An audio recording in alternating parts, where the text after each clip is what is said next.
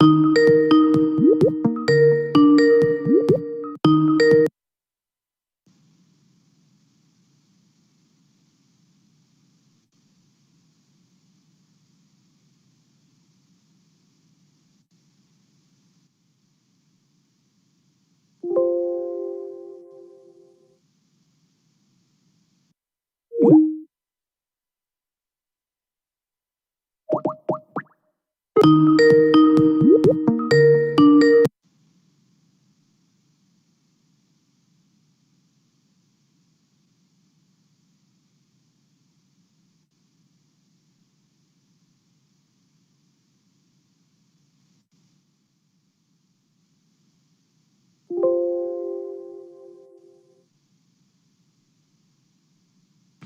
evening.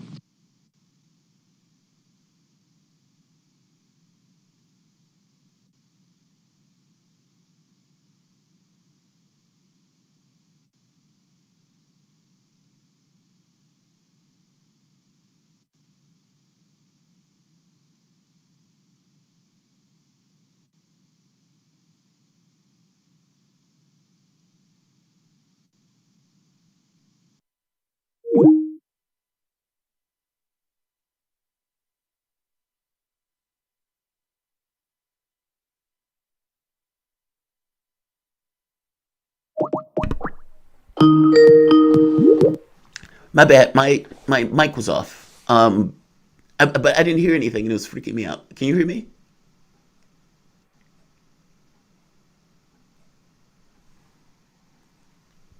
Andre? Can you hear me? Oh, what's going on? What's going on?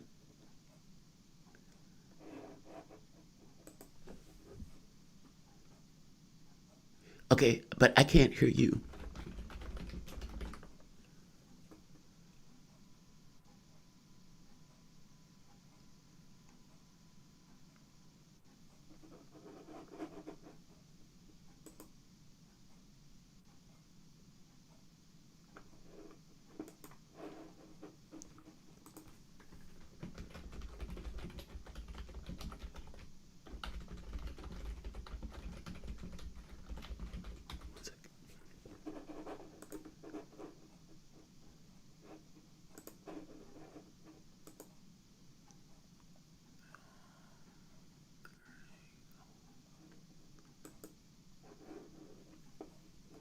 Right, the camera, microphone. Right.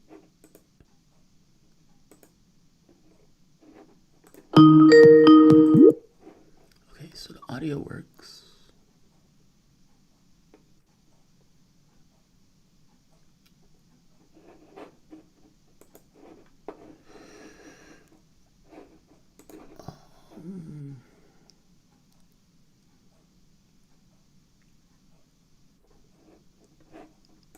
Okay, all of that works. Audio output in Skype. Right, it's doing that. Um,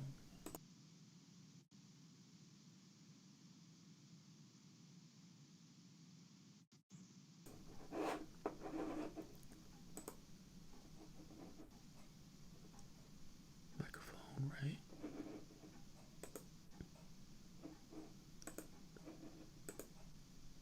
Right.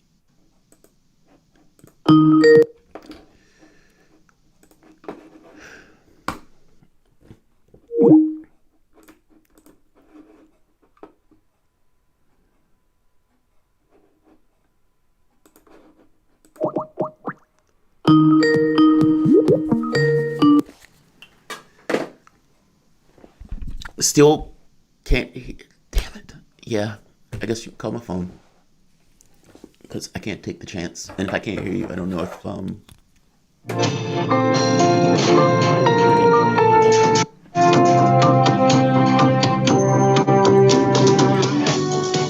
You're listening to Radio Sputnik. Telling the untold.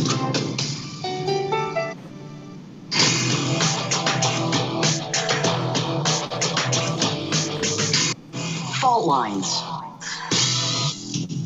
Live from the divided states of America. It's time now for the another 3 hours of the most disruptive show covering those states.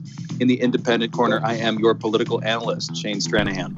And in the left corner, I am And the in the left indefatigable corner, you have the indefatigable burning ember in the darkness, your political analyst, Jamarl Thomas. Jamarl Thomas, with us in just a minute. I'm right here. No, I'm here. Sure. I'm here. Together, Thank you, Shane. I appreciate we it. are Alt Lines with Thomas and Stranahan. So, all right, let's get to the headlines. In the news this morning, well, to give our brief coronavirus update, over 41.1 million people across the globe have now been diagnosed with COVID. Of that number, 1.1 million have died from the disease. The U.S. is the worst affected country with more than 8.3 million diagnosed cases and 221,987 deaths. California has the most cases of any U.S. state with more than 886,000 people diagnosed. There are nearly 200 vaccine candidates for COVID, and at least 10 are in phase 3 studies. Those are at the later stages of the studies. Spain, by the way, has become the first country in Western Europe to cross 1 million coronavirus cases. Of those 1 million, just over 1 million cases, 34,466 people have died from the virus. On Wednesday, that's yesterday, U.S. Secretary of State Mike Pompeo announced the U.S. government has labeled 6 more Chinese media companies operating in the U.S. as foreign missions. He said the 6 media companies were, quote, substantially or effectively controlled by a foreign government. I continue the quote here. We're not placing any restrictions on what these outlets can publish in the U.S. We simply want to ensure that American people, consumers of information, can differentiate between news written by a free press and propaganda distributed by the Chinese Communist Party itself. They're not the same thing, end quote. The operations included, the papers included, the media companies basically are Kai Global, Jifeng Daily, Jinmin Evening News, Social Sciences and China Press, Beijing Review, and Economic Daily. So far in 2020, the U.S. has designated 9 Chinese media companies as foreign media entities.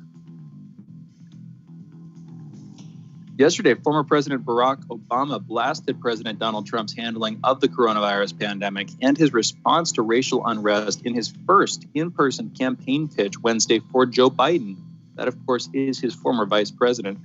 At the drive-in rally of about 300 cars, Obama said, quote, he hasn't shown any interest in doing the work or helping anybody but himself and his friends. This is not a reality show. This is reality. And the rest of us have had to live with the consequences of him proving himself incapable of taking the job seriously, end quote. That's a pretty damn harsh indictment. That's a pretty damn harsh series of words, at least. Jamarl. It is. What's your take? What did you think when you saw this? So I saw two things. The first thing I thought was, yes, that's true. Meaning, look, I don't think Trump has done the work in regards to ensuring that 200,000 people, I mean, it didn't have to be that way. I guess that's my point. On the other part, though, there was another indictment that Obama made, making this point about voting. And basically arguing, you have to get a little bit of change and vote. Get a little bit of change and vote. Indicting people who are unsatisfied with Joe Biden as a candidate or unsatisfied with the Democratic Party as a whole. That was the propaganda part of that. Because the argument that because Republicans are horrible, the Democrats can be incrementally better and you should be grateful for their incrementalism, it's nonsense. No, there are expectations that you have of politicians and they need to come and get your vote. But, the catch is Trump is an easy foil for that stuff. So it goes both ways. Both things are true. Yeah, he is. I mean, and this is the fundamental problem that you keep bringing up for anybody who's a Democrat or anybody who associates themselves more broadly with the left. If the Democratic Party is just going to keep blaming everything on Trump as they fail to make any substantial improvements to their policy or their enactments of their stated policies, all this stuff, then it's much ado about nothing, frankly. Anyway, Joe Biden didn't even care about policy, Shane. I mean, to make it even worse. I mean, you're at a Great Depression level event. And we always go back to the Great Depression because that's the worst thing that we can think of. But this is several magnitudes worse. It doesn't seem to be an issue, policy-wise. Everything is about Trump. That's interesting. I would say, Do you think it's several magnitudes worse than the 2008-2009 financial crisis? Yes. 100 times worse?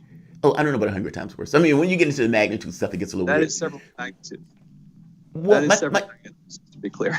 well, right. When the magnitude stuff gets strong. But I guess I'm making the point that you have the number of people who've lost their jobs. You have the number of people who are going to lose their homes. You have the number of people jobs that don't even exist anymore. If you're talking about retail, like you're talking about a complete changeover in society. Like I think it's drastic. Yeah. And I don't think we've accepted all of it until afterwards. It's like we're still in the middle of it. And I don't mean to get stuck on that part. And I do fundamentally agree.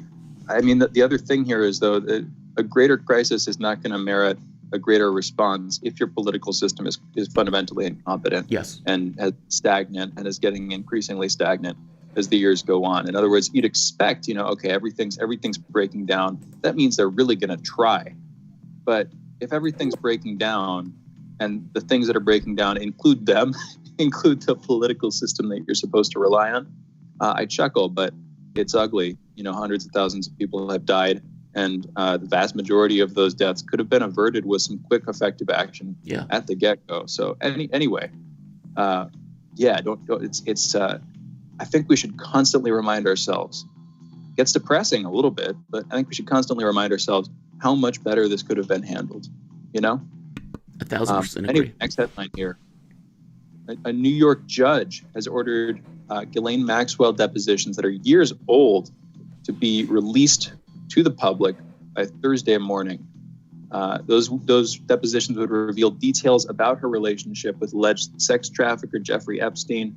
U.S. District Judge Loretta Prescott ruled on Tuesday that the conversations between lawyers for alleged Epstein victim Virginia Roberts-Giuffre and Maxwell be released following a decision by a federal appeals court finding arguments by Maxwell's lawyers to keep them sealed to be meritless.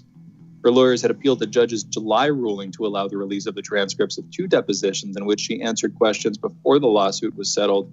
The judge had concluded that there was a presumption of public access to deposition materials. The U.S. Securities and Exchange Commission, that's the SEC, has issued a $5 million penalty against Kik for launching an illegal ICO and breaking securities laws. On Wednesday, the U.S. regulator said the U.S. District Court for the Southern District of New York has entered a final judgment against Kik Interactive to lay a case to rest that has been in motion since last year. Last year, the SEC alleged that the Canada-based messaging platform had conducted an illegal securities offering selling KIN tokens, which must be registered if included in an ICO. That's an initial coin offering.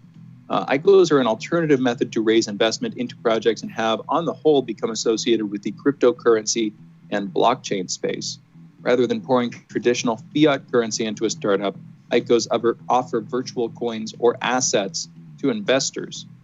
The SEC has previously claimed that Kik did not register the KIN ICO before it took place in 2017. And furthermore, the Kik team apparently knew the company would run out of money in the same year. SEC says that over $55 million was raised through the coin offering, of which $100 million in securities were on offer.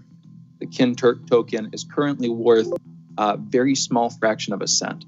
There are 4 zeros and then 2 ones after the decimal point. So, you can kind of do the math if you look at it yourself. That's something like 1/10,000th of a cent. Anyway, next headline here. I want to come back to that last one. There's something interesting about that. But next headline, Thailand's prime minister has revoked emergency measures imposed on Bangkok following more than a week of daily anti-government protests in the nation's capital and other cities.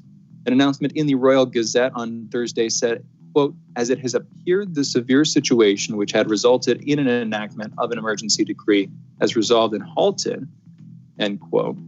That's why they rolled back that order. The new order, which came into effect at midday in Bangkok, said the situation had returned to a state where normal law enforcement can address the situation.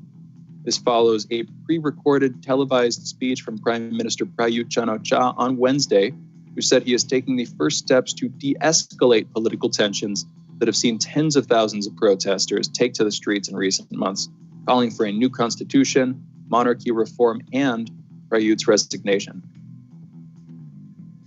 And last but not least here, a volunteer who died in AstraZeneca's COVID-19 vaccine trial may have been part of a placebo group. The Brazilian Health Authority Anvisa says a volunteer in a clinical trial of the COVID-19 vaccine developed by AstraZeneca and Oxford University has died from COVID-19 complications, according to Reuters. Brazilian newspaper O Globo, citing unnamed sources, reported that the 28-year-old man from Rio de Janeiro did not take the trial vaccine and suggested that he was given a placebo. The clinical trial of the potential vaccine is set to continue in Brazil. And from what I know, that placebo would be a meningitis shot. So there are a couple of pieces of misinfo that were getting spread about this stuff. One of which was that he had died from COVID. One of which was that he had died from the vaccine. That does not appear to be the case. It appears that he died from the placebo, not from the virus.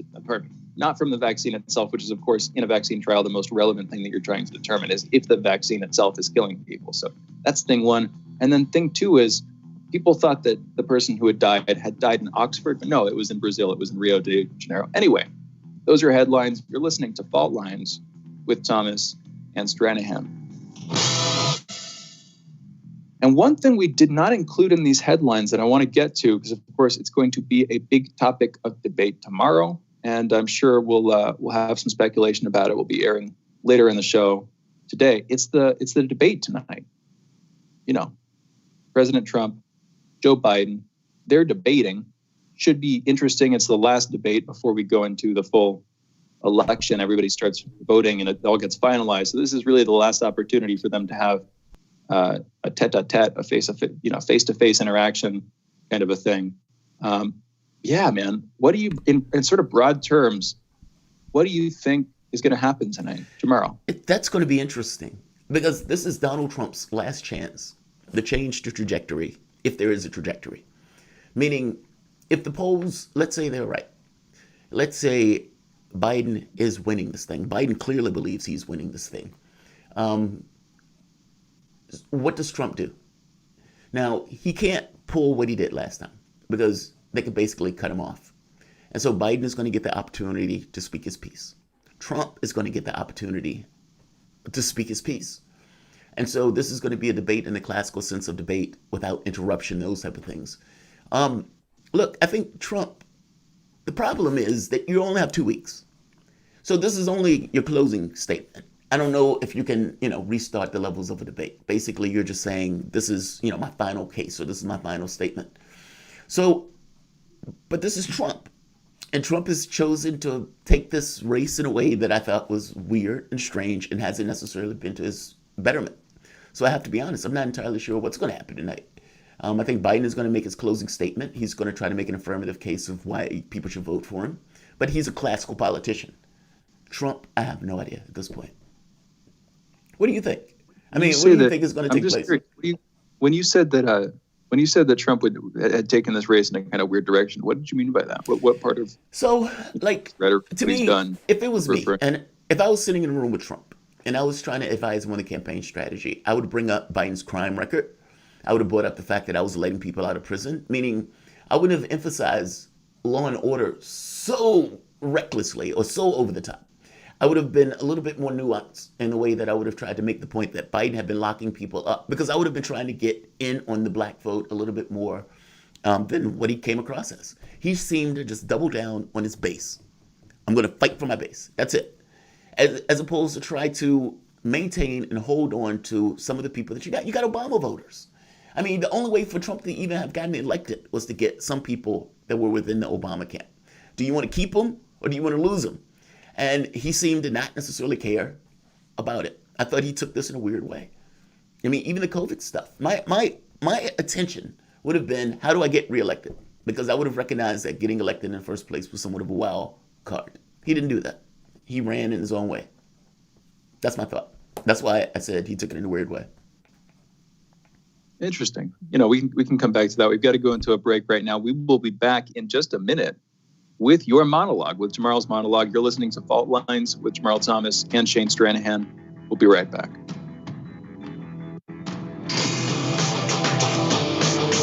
Fault Lines. Stay tuned to Radio Sputnik. Are you bored? Are you lonely? Do you need a hug? Well, we can't give you that, but we can keep you up to date on Radio Sputnik. We are talking. 24 hours a day, 7 days a week. You are listening. We give you the most essential out of the endless information space. Radio Sputnik, telling the untold.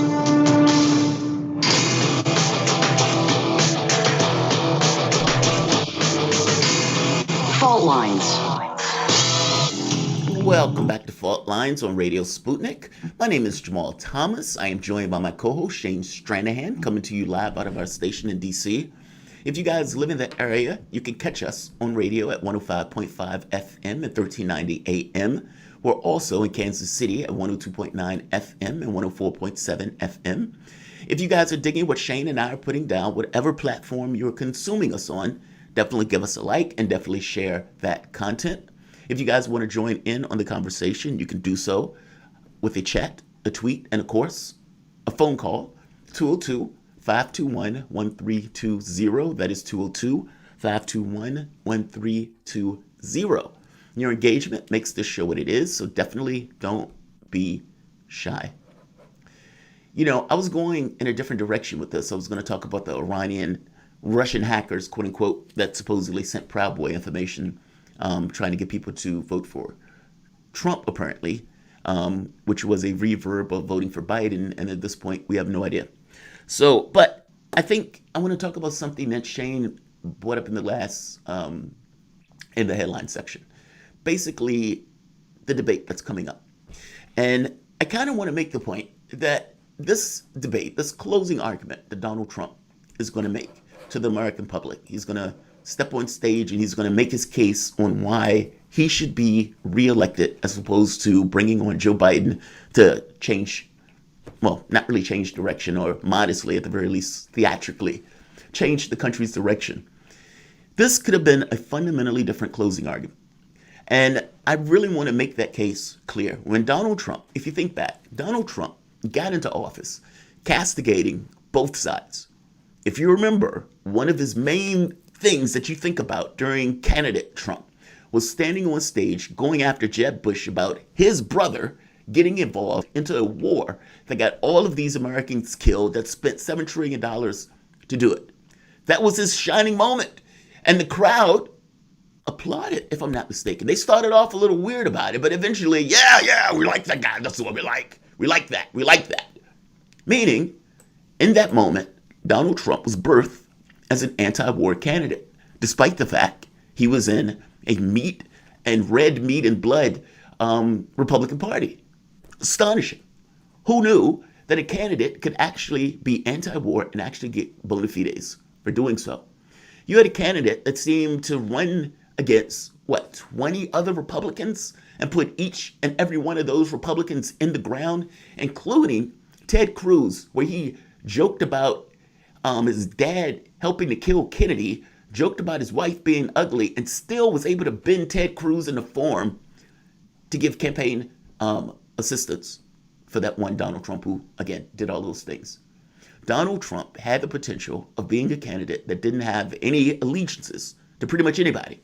Yes, he put in Pence because he needed his straight man, in the way that Obama put in Biden because he needed his straight man that would just link, let's say, to the party itself. But at the end of it, Donald Trump could have been for the legalization of pot. Donald Trump could have been for COVID, Medicare for all with COVID-19, meaning his being unmoored from the political establishment had the potential for him to be something unique and different. Yes, he would have done horrible things that were in the interest of his class. So you would have got those horrible tax cuts. You would have probably even got the immigration policy. By the same token, if he would have stuck to what he said, yes, I'm going to increase the minimum wage. Yes, I'm going to make sure everybody gets health care. Yes, I'm going to. Those are things that within his discretion of a president could have set an agenda to do, meaning they didn't have to be lies. Boris Johnson, when he won in the UK, he won a huge amount of Labour support because people hated the position that Labour was taking on Brexit. The question for the UK at the time was, are we going to leave? Are we going to stay? Which one? And anything else was ancillary to that very specific point, which is the reason why Corbyn lost. But you must understand, in order for Corbyn to lose as badly as he did, Boris Johnson was able to get seats that had stayed in Labour from the inception, from the beginning. So what is Bojo going to do? Is Bojo going to try to keep those seats by running hard right, or by taking on certain policies that appease Labour voters? Or is he going to run hard right, where he is going to immediately lose those voters right away? I'm making the point that for Donald Trump to have won, the same thing would have had to be true. He would have had to get Obama voters. He would have had to get people who basically was so sick and fed up of the political system that they said, I'm done. Or punitively, I'm voting for Trump. And the question for Trump was, the day he got elected, am I going to try to get reelected? And is this run, this presidency, going to be about maintaining and getting back into office? And fact of the matter is, Trump could have done a little bit of both, two-stepped. He could have been a neither. In fact, you could even make the case to say he could have been a third-party-esque type candidate in the way that he ran that office. But that's not the way he ran. Part of that was political strategy against him, to be fair, meaning the Hillary Clinton going after him about Trump and Russia stuff and then wrapping him up in an entire thing for 3 years, making it look as if they're going to take him out in a soft coup for something that basically didn't exist. That constrained his behavior, fair enough. But it didn't constrain it entirely. And the policies that Trump did, he got into office wanting to be conciliatory towards Russia. Now, yes, the attacks on him made that somewhat difficult, but the pulling out of the missile treaties wasn't something that was necessary. You could even say this notion of right now, in the way that Trump is in, the position he's in, he's still being bellicose. As opposed to, yes, we're going to pull the troops out of Afghanistan. Yes, we're going to pull the troops out of Syria. And even though he feigned that at one point, he backed away at the first resistance to it. I'm meaning, if you're going to be a strong man, be a strong man. If you're going to be an anti-war candidate, be an anti-war candidate. Did you believe that that was going to be easy to take a cadence of peace in a country that seems to be pro-war? No. I'm making the point that this could have been a fundamentally different closing statement that Donald Trump could be making here. Yes, it was going to be the grossness of the tax cuts. By the same token, he could have also added in, I'm the guy that got us out those wars. Yes, there might have been the grossness of the stuff at the immigration at the border, but at the very least, I'm the guy that ensured that the COVID-19 virus didn't, kill 200,000 people. He can't say those things. Instead, we have a president that gave a monstrous tax cut that got 200,000 people dead. That number is supposed to be 300,000 by Christmas. You have 30 million people unemployed. Again, something that did not need to take place. You had lack of medical supplies in a situation where you actually need the richest country on the planet to be able to produce those supplies. You had all sorts of vagaries of this administration, not to mention the cages, the kids in those cages, something that was also part of the Obama administration, but made that much more worse in this administration. The environmental policies. Donald Trump is going to have to go out and give a closing statement. And there may be some stuff to his base, but his base is not indicative of everything that you need to win. And unfortunately for Trump, I think on election day in 2 weeks, it's going to come to pass that he is going to lose this race because of all of those vagaries that I've just described. What do you think, Shane? We're talking about the debate tonight, and this is going to be his closing statement. I mean, unless he's going to try to reopen the debate or reopen the argument. And I got to be honest, it's so sad that when Obama is giving his statement, and you say, yeah, Obama is right about Trump, not doing a great job, but by the same token, Obama is wrong about this nonsense of you should be okay with Joe Biden because Trump is so bad. Meaning Trump's horribleness allows the Democrats to also be horrible and still to make an affirmative case about why you should vote for him. And that's one of the worst aspects and undermining of this democracy. It can't just be one party. It has to be a combination of both that is running a scam on the American public. And this could have been a fundamentally different race. What do you think, Shane? Okay, so I've got three main things here, and then we also have a caller, so I'll try to be quick. One thing, you said that Trump came in trying to be conciliatory towards Russia. I don't think that's exactly accurate. I think he came in trying to be reasonable with Russia And that seems Fair conciliatory enough. simply That's because so fair. much of our activity That's fair. has been so antagonistic and so aggressive and just out to paint, Putin as the devil for no other reason than that it fits some people's foreign policy interests and some people's economic interests. That sort of ties into another point here, which is you're talking about the vagaries of his administration. This is, as far as I can tell, like the most embattled administration since what? Nixon, maybe? Like 50, 60 years? Since Obama. Something like that. Since Obama. I would say since Obama, believe it or not. Really think so? You really think that Obama was as embattled as Trump? No, I think Trump is worse. But I think years. Obama was bad. I mean, keep in mind, they came in, they said they're going to have unyielding opposition to pretty much everything Obama did, which means that things that they agreed with. That and more. Say that again? It's been that and more. Oh, no, I'm agreeing with you that it's been worse for Trump. I think it's been worse for Trump. I mean, they tried to literally take Trump out in a soft coup. They didn't do that for Obama. Well, I mean, here's another thing you've got to remember is that when Obama came in, this was 2008 financial crisis. He was able to get some stuff done, and he has, as far as I can tell, had the support for it because we were in that crisis. This is a different situation. If in 2016 we'd had a coronavirus crisis, there might have been a mirroring there, but it's 2020, it's in an election year, and that significantly changes things. And so I don't think that you can't disambiguate this stuff really, and we only have so much time for nuance, but I agree Trump has failed drastically with COVID and with the coronavirus, and I think that's what's going to be on top of a lot of people's minds when they're watching that debate tonight, when they go to vote. But at the same time, Trump supporters, of course, see this, but a lot of other people see this too. He's been under constant attack for things that have been thoroughly debunked. And in a weird way, largely not forgotten in some sense. I mean, in a weird way, kind of forgotten. We've kind of moved past the Russiagate stuff, except for some diehards, except for, people who watch Rachel Maddow every day and are really into MSNBC. They're still talking about it, but even then they're talking about it in broad strokes and they're just using it as an attack, as a blunt cudgel in the, Russia's bad thing. And they're using it that way. The last point, and I do want to get to our caller, is that a lot of the policies that you were, putting forward, you started off by saying that Trump was anti-war. That was traditionally a sort of left-leaning take from my perspective, despite, everything that Obama did, everything that Clinton did, et cetera. And then you moved into recommending that, saying that basically Trump, if he had pushed for universal health care, if he had pushed for more of those policies, well, what you're saying there dealing really with COVID. Just Trump had gone to the left of Biden. I'm sorry. Go ahead. If he had, what you're saying is if Trump had gone to the left of Biden, then he would have been successful. And that may be true, that may be false, but he's a Republican.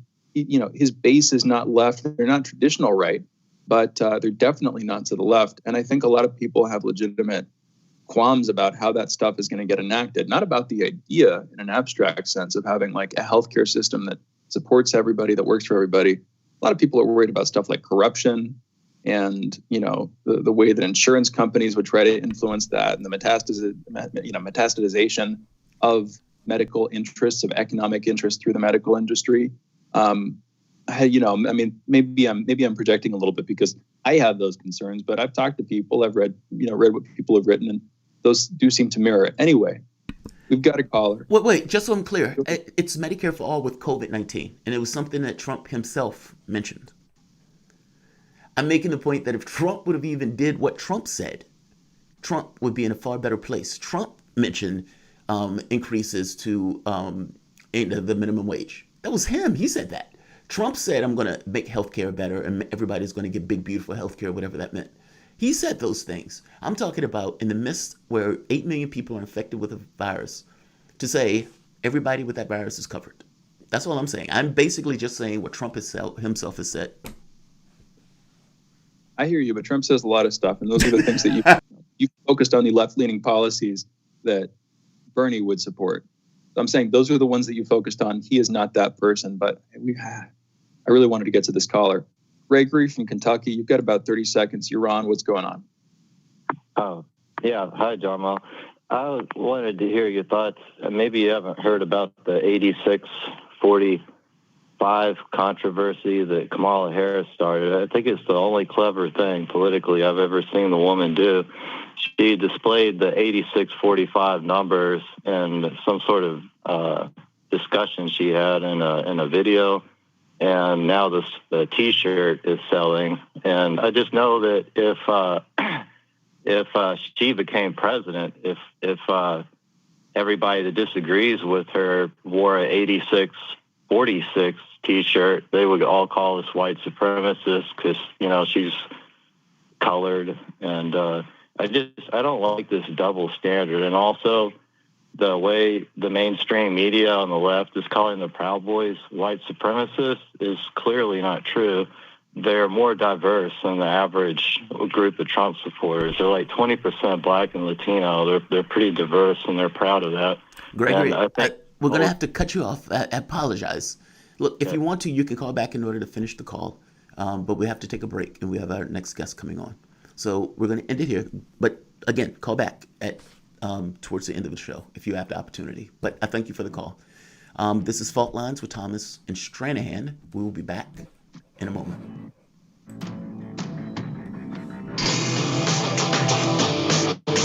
Fault Lines.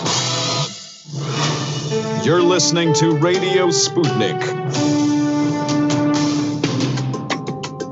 Epidemics and pandemics could kill millions of people, and they actually did. Centuries ago, deadly outbreaks called the Black Death, the plague of Justinian, and the Spanish flu ravaged countries, empires, and whole continents. Some of these diseases are still present around the globe. Others have become a thing of the past. Discover how these ancient and not so distant outbreaks from previous centuries differ from modern-day SARS, MERS, and coronavirus pandemics. Listen to our new series, Outbreak, the deadliest epidemics in human history. This week on Radio Sputnik.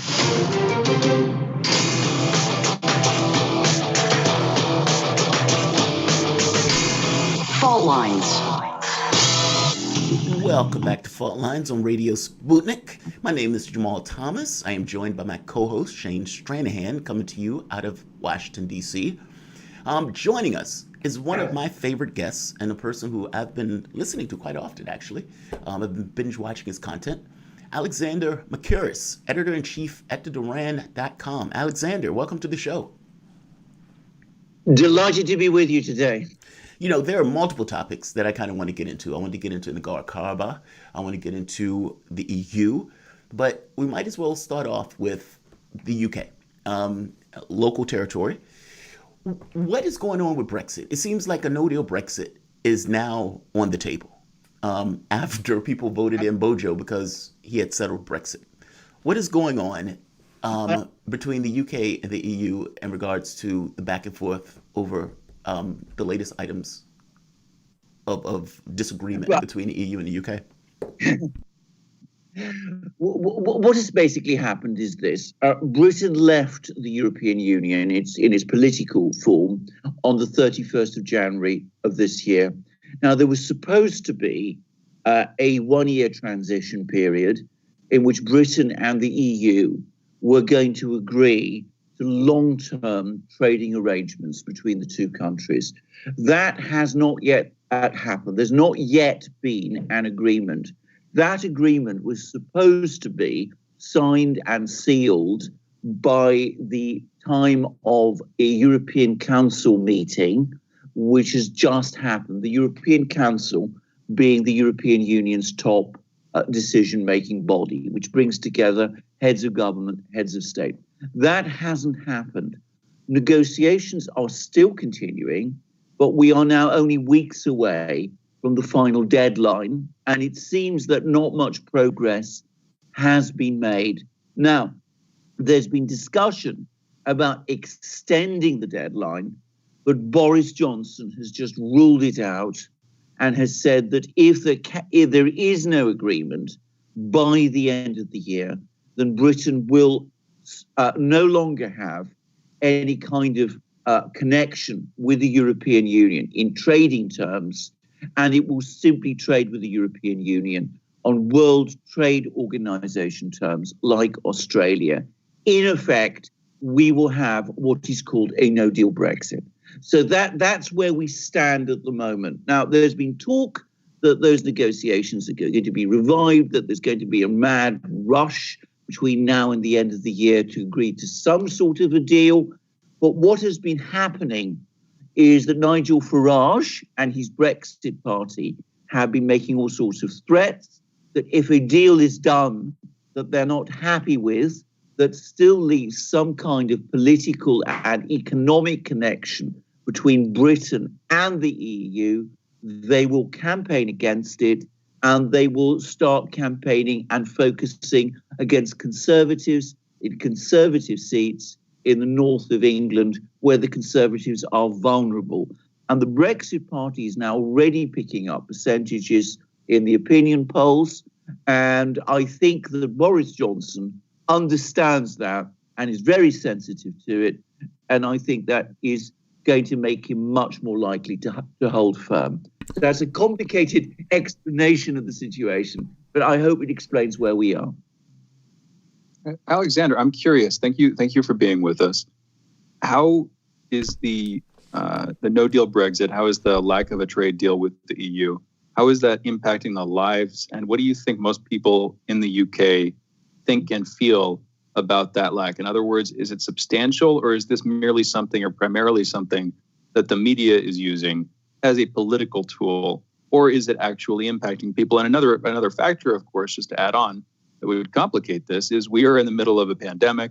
Yeah. Trade, certainly during the middle of the year, a lot of forecasters were warning that it would be slowed down. I haven't been paying as close attention to that, but that would relate to it too, I'm sure. But Alexander, what's your take on that? My sense is this, that last year, a lot of people of a pro-Remain view tended to be very, very scared of the prospects of a no-deal Brexit. This year, a lot of the fire has gone out of this debate. I think that people are now completely absorbed with the pandemic. Britain is in the middle of a severe economic recession. We have possibly the most severe contraction of all the major economies. Frankly, I don't think people are particularly concerned or worried about the prospects of a no-deal Brexit, because the state of the economy is already so bad that it's most unlikely that people will notice. The kind of people who care about this and who are really fired up about it are not those who are now worried about a no-deal Brexit. They are those who want Brexit to happen and who want a no-deal outcome. They are more likely to be angry if there is a deal which they don't like than the people who fear a no-deal Brexit or who once feared a no-deal Brexit will be if a no-deal Brexit happens. So if you like, the dial of anger has moved from the Remainers, who were the ones who were angry last year, to the Leavers, who are the ones who will be potentially angry this year if they got a deal, if we ended up with a deal which they weren't happy with. You know, the thing is, though, inevitably, they will end up with a deal they're not going to be happy with, because any deal, they're not going to be happy. Like, there's always going to be elements to a deal, especially since the European Union is in a situation where they don't want the other countries to leave, especially if you have people who are Eurosceptics in many of those countries. Let's say Italy, for example, looking at you, Italy. They can't, the EU can't have a situation where the UK leaves with a better deal than they had being inside of the European Union. It's almost like it's built into the cards. Absolutely. And I have to say that I think there are some people in the EU, including Emmanuel Macron, who the president of France, who are actually absolutely determined that if there is going to be a deal at all, it is going to be one entirely on European terms, and are pushing for the very harshest possible deal that they can get to basically punish the British in exactly the way that you said, and exactly for the reasons that you said. Your analysis is spot on, but its consequence is that it makes a no-deal outcome more likely, because the kind of people in Britain who are not going to be happy with any kind of deal on any sort of terms, certainly not the kind of terms that the EU would be willing to give Britain, are the people who form now a vitally important part of the British Conservative Party's electorate. So rather than risk losing them, I think what the Conservative government under Boris Johnson will do is that they will stick firm and go for a no-deal outcome, because that is, from their point of view, the least bad choice. Let me ask you this, going into Europe or the EU for the moment. Right now, you have a situation where the countries of Europe are not sovereign currencies, meaning at the end of the day, they don't control their budgets. And they're supposed to some degree, have a certain amount that they can go over in that budget. COVID-19 has basically blown that out the water. I mean, it's impossible for the governments to deal with COVID-19 in regards to the expansion that needs to take place in regards to their budgets, while simultaneously sticking to the budgetary concerns of the European Union. How is the EU dealing with that? I mean, because if you think about it, many of those countries in Europe, and right now they're experiencing another wave. Like you said, the UK is sovereign currency. It's not the same thing. But they're experiencing a third wave or fourth wave or whatever number of wave they're going to give it. But basically, they're experiencing another inflation of COVID-19. So how is the EU dealing with that from a budgetary standpoint? Well, they're not. This is, I think, the most important thing to understand about the state of the EU at the moment. We've just had a European Council meeting, which, as I said, is a crucially important event in the European Union's political year. And the extraordinary thing about this European Council meeting is that it went by without anybody really registering it or noticing it. So in the middle of the greatest crisis the European Union has faced in its history, we have a European Council meeting which has passed by completely unnoticed. And the reason it's passed by unnoticed is because the European Union has no actual way forward. COVID is expanding across Europe. Countries that were not affected by the first wave to any great extent, like, say, the Czech Republic, are now being submerged by it. Southern Europe is in deep crisis.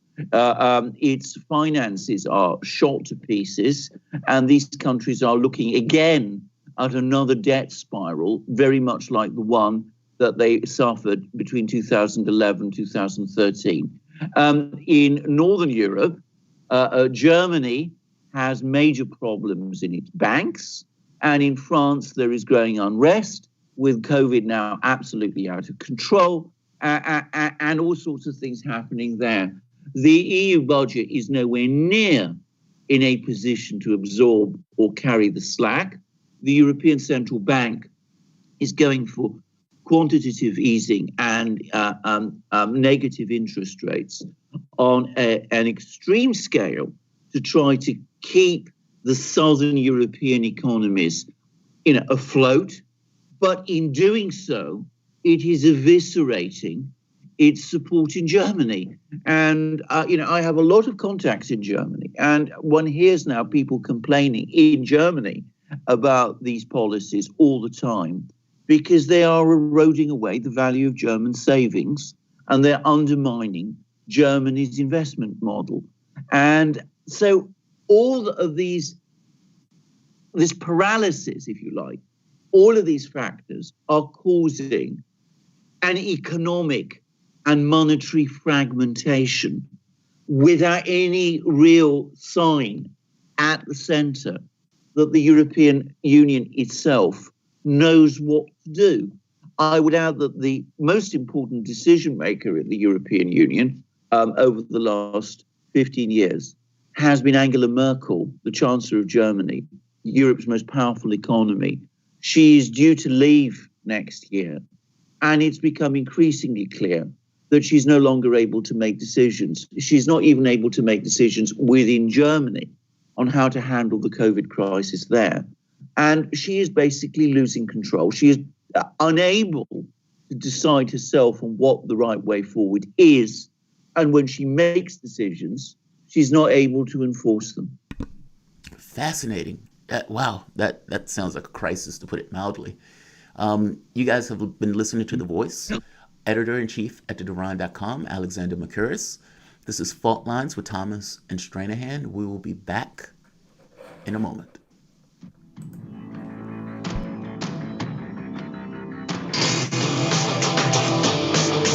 Fault Lines.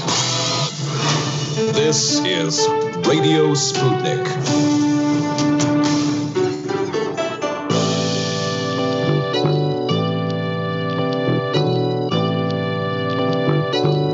What's the most important hour of the day? It's the Critical Hour with Dr. Wilmer Leon. On this show, we don't just deliver the latest headlines. We divide the real from the fake. Tune in to hear from some of the most brilliant political minds of today, get in-depth news and analysis that goes beyond the surface and dig straight into the details. Set your clock to the Critical Hour for a news perspective unlike any of those other guys. Tune in to the Critical Hour with Dr. Wilmer Leon, weekdays 6 to 7 p.m. Eastern, and catch us on Facebook Live. You're listening to Radio Sputnik.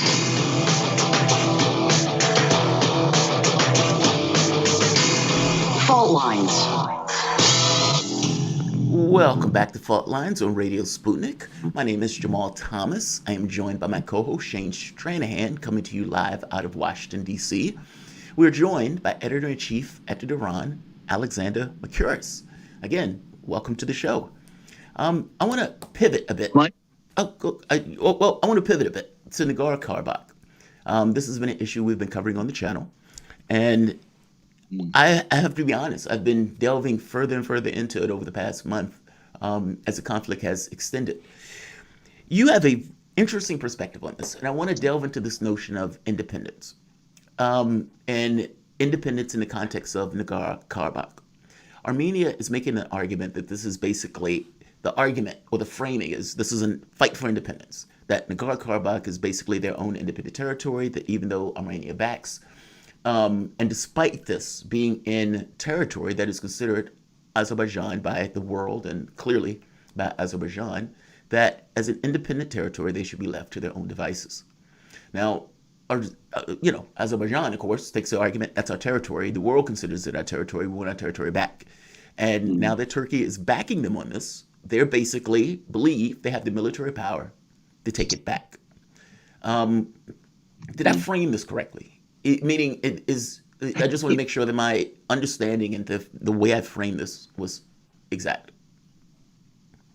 I think this is exactly right. I mean, essentially what you have is a situation where Nagorno-Karabakh, because it was allocated to Azerbaijan by Stalin when Azerbaijan was part of the Soviet Union, as Armenia was, is recognized internationally as part of Azerbaijan. The population of Nagorno-Karabakh, which is Armenian, does not want to be part of Azerbaijan, and they have essentially declared themselves independent of Azerbaijan. And what you have seen is a 30-year conflict over this issue.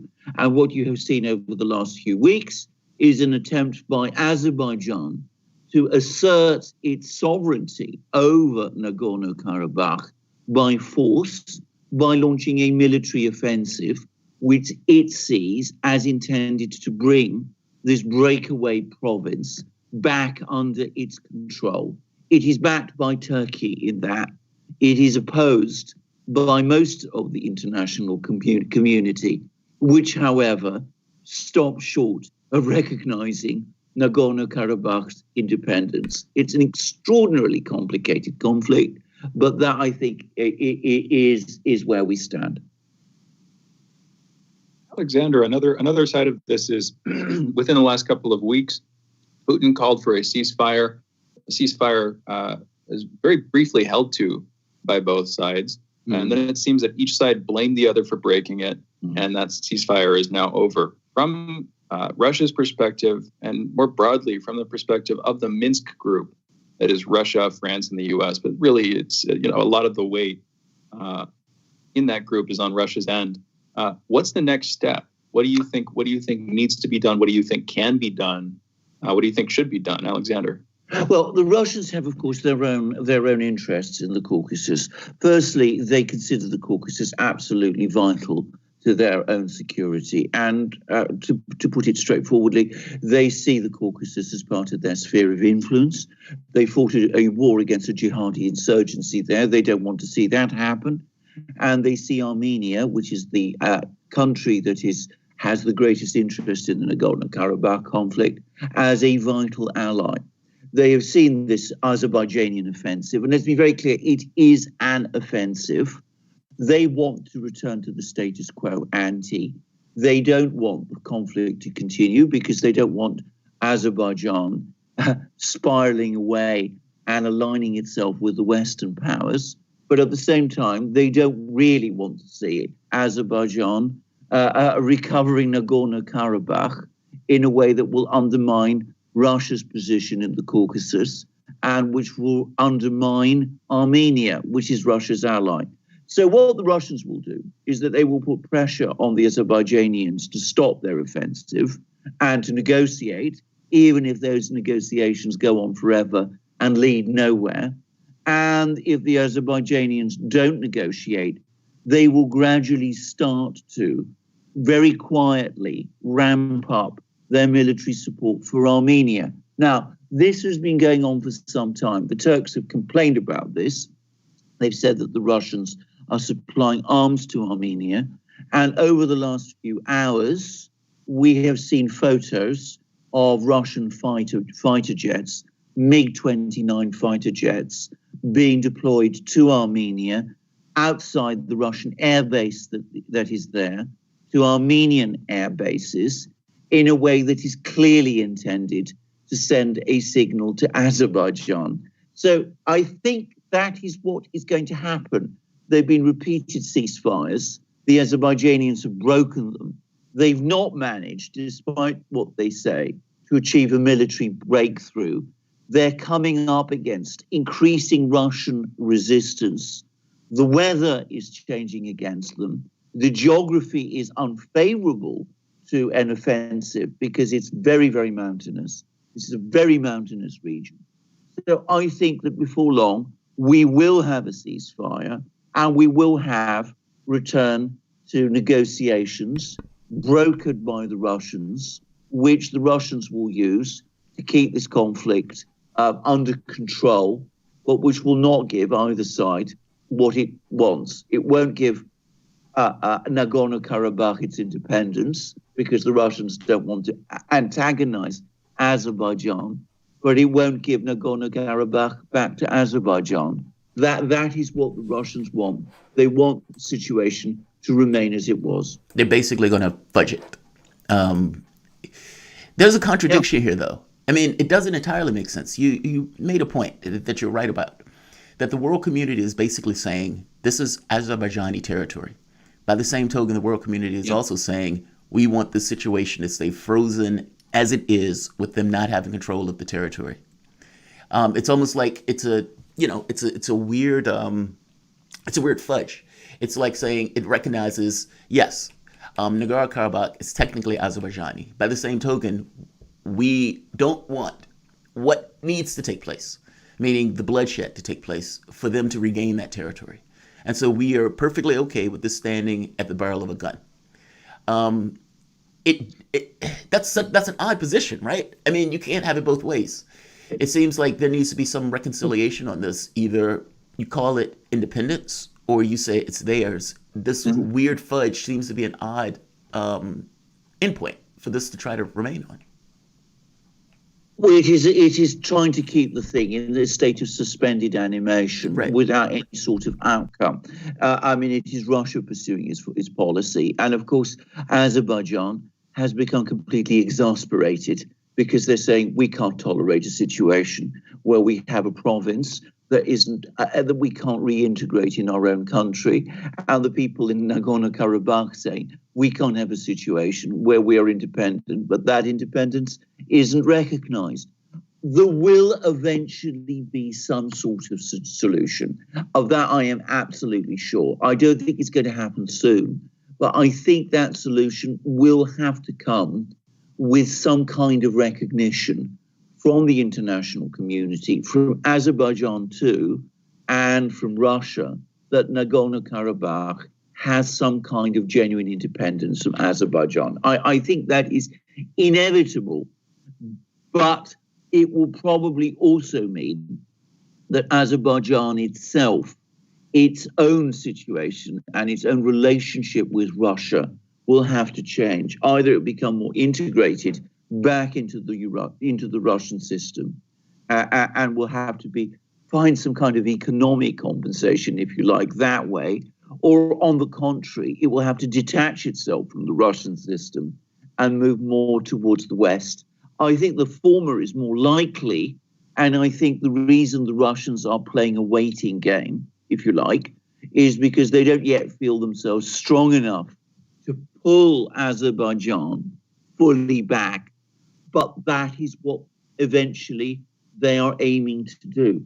It's the same policy or strategy that the Russians are following in Ukraine. There are these two breakaway republics in Ukraine. The Russians essentially sustain them. They talk about negotiations with Ukraine. Those negotiations aren't going anywhere at all because the Ukrainians can't concede the kind of things that they were required to concede during the Minsk agreements. That actually suits Russia for the moment. But the eventual solution to this conflict in Ukraine is, again, Ukrainian recognition of some kind of autonomy or independence to those two republics, and Ukraine's reintegration in the Russian economic and political system. Again, the Russians aren't strong enough yet to achieve that, but I think that they are confident that eventually that day will come. So that's the kind of long game, if you like, that the Russians are playing in the Caucasus and in Ukraine, and they're very good at playing it. Alexander, that was a great overview. Thank you for that. I mean, another side of this, though, in Ukraine, going back to 2013, 2014, Yanukovych wasn't exactly siding with Russia. In fact, Paul Manafort, who most people know as Trump's campaign manager, was actually encouraging him to work more with the U.S., with NATO, to move more towards the West, quote unquote.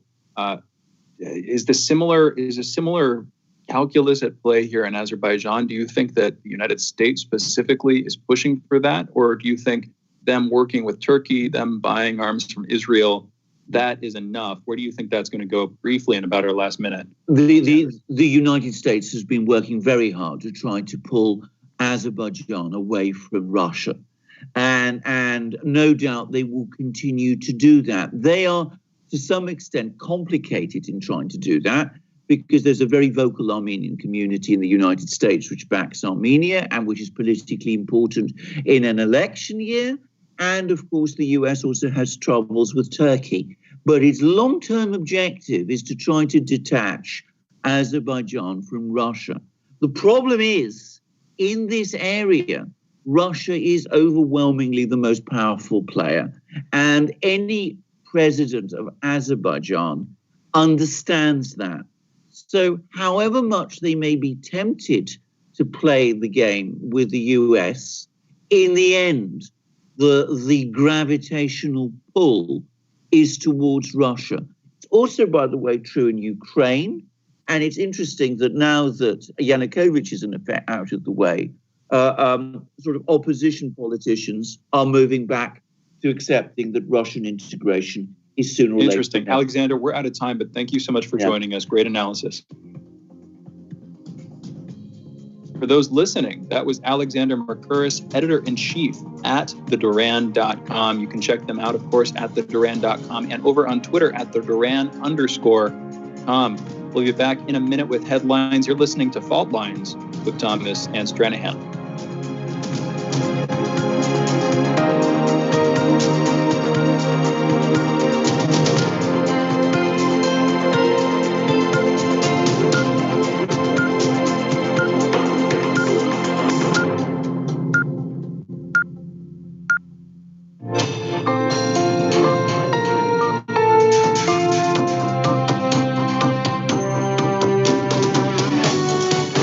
Listening to Radio Sputnik. telling the untold.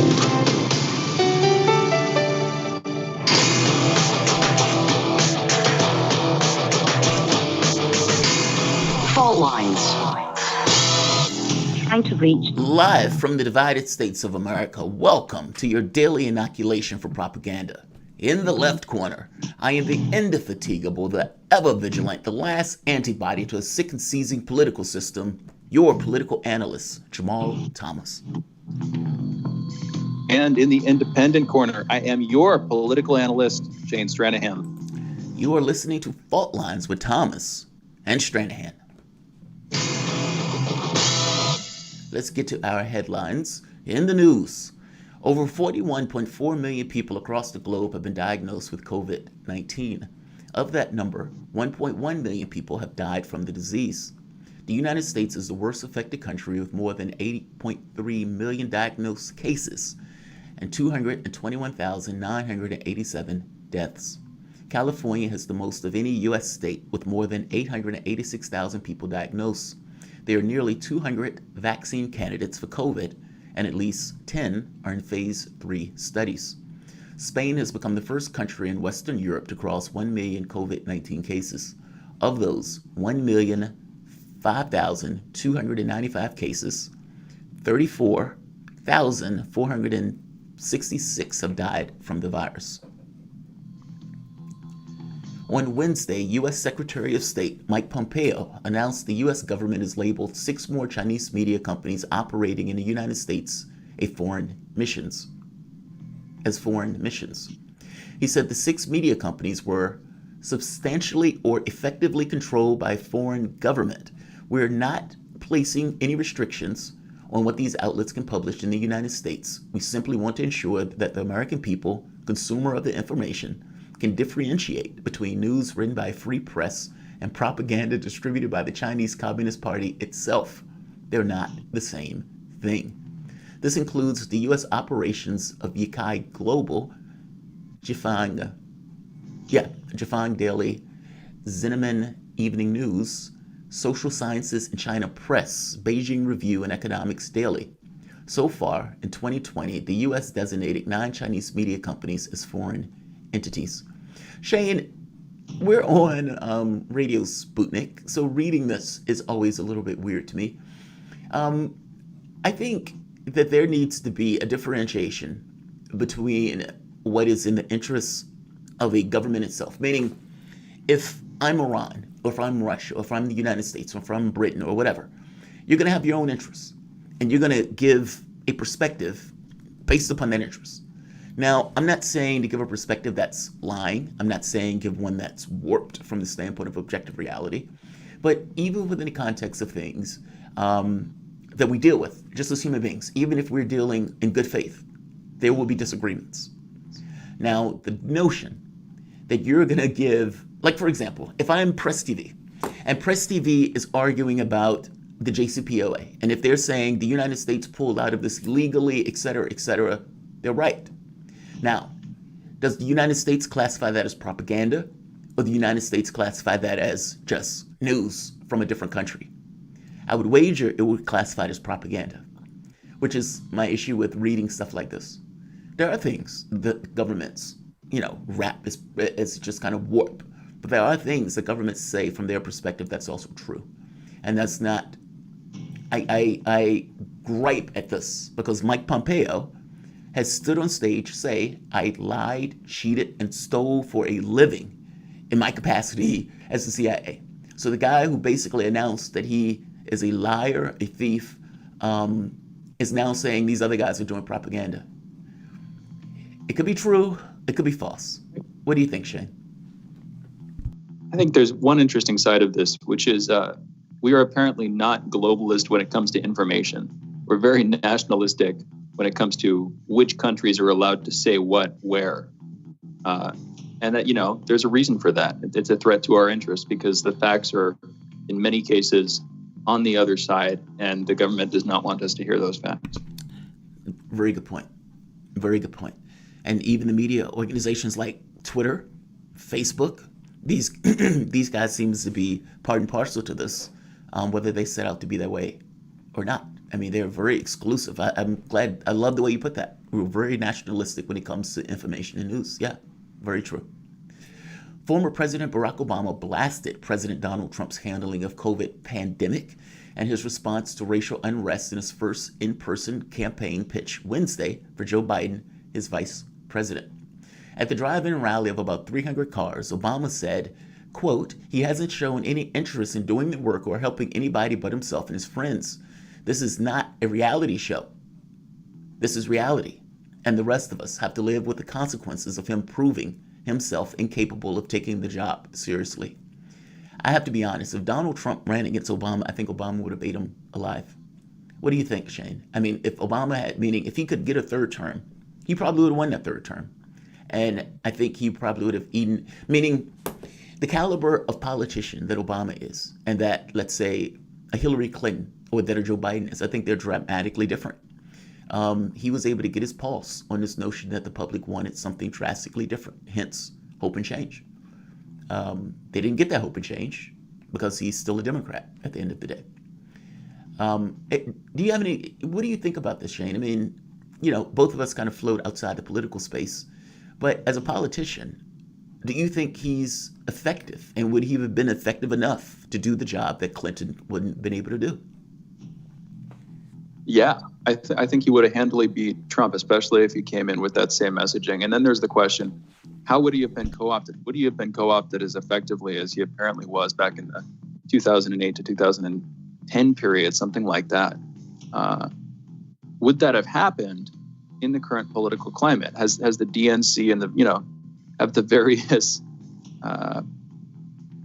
tendrils of the party apparatus that apparently wants to co-opt people, representing financial interest, of course, there, would they have been able to do that now? Because as far as I can tell, the DNC's efficacy as an institution is fraying.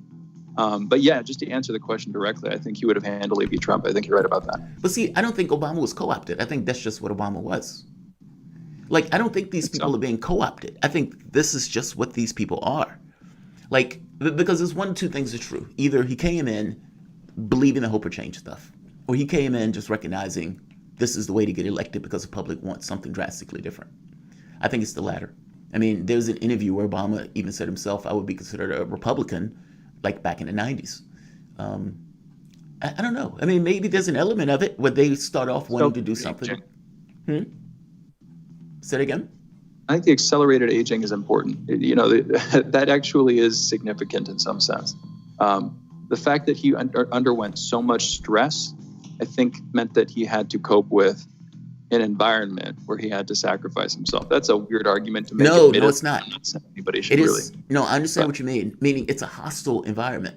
But is it just sacrificing yourself, or is it just the hostility of the environment itself? Meaning, as president, you're...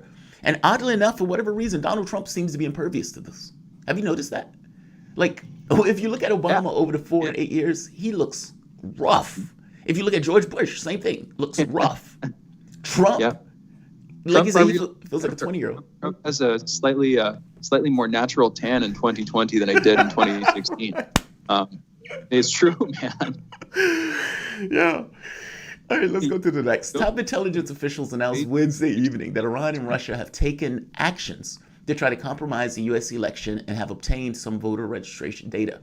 Director of National Intelligence John Ratcliffe told reporters at a last-minute announcement that Iran had sent spoof emails, quote, designed to intimidate voters, incite social unrest, and damage President Trump, unquote.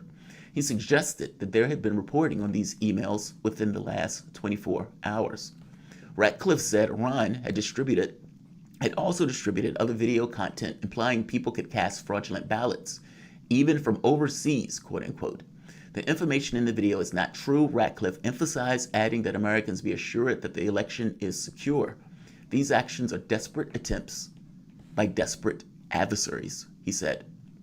In a statement provided Wednesday to CBS News, a spokesperson for Google said it was among unspecified number of tech firms that have seen evidence that the operation linked to Iran sent inauthentic emails to people in the United States over the past 24 hours, quote unquote. A New York judge ordered years old Ghislaine Maxwell depositions revealing details about her relationships with alleged sex trafficker Jeffrey Epstein to be released to the public by Thursday morning. U.S. District Judge Loretta Preska ruled Tuesday in the conversation between lawyers for alleged Epstein victims Virginia Giuffre and Maxwell to be released following a decision by a federal appeals court finding arguments by Maxwell lawyers to keep them sealed to be meritless. Her lawyers had appealed a judge's July ruling allowing the release of the transcripts of 2 depositions in which she answered questions before the lawsuit was settled. The judge had concluded there was presumption of public access to deposition materials. Shane, there's a weirdness with that one. So if you remember when Epstein first got off and Acosta gave that sweetheart deal and Acosta said this was beyond my pay grade, that type of stuff. Well, he was able to get like a year, and he was with work release and all of this other stuff. And considering the charges that was against him, well, that's pretty astonishing. On top of that, he was able to, at least the lawsuit supposedly, with the deal, was able to give immunity to other people who were associates, that were unnamed associates of his in that case.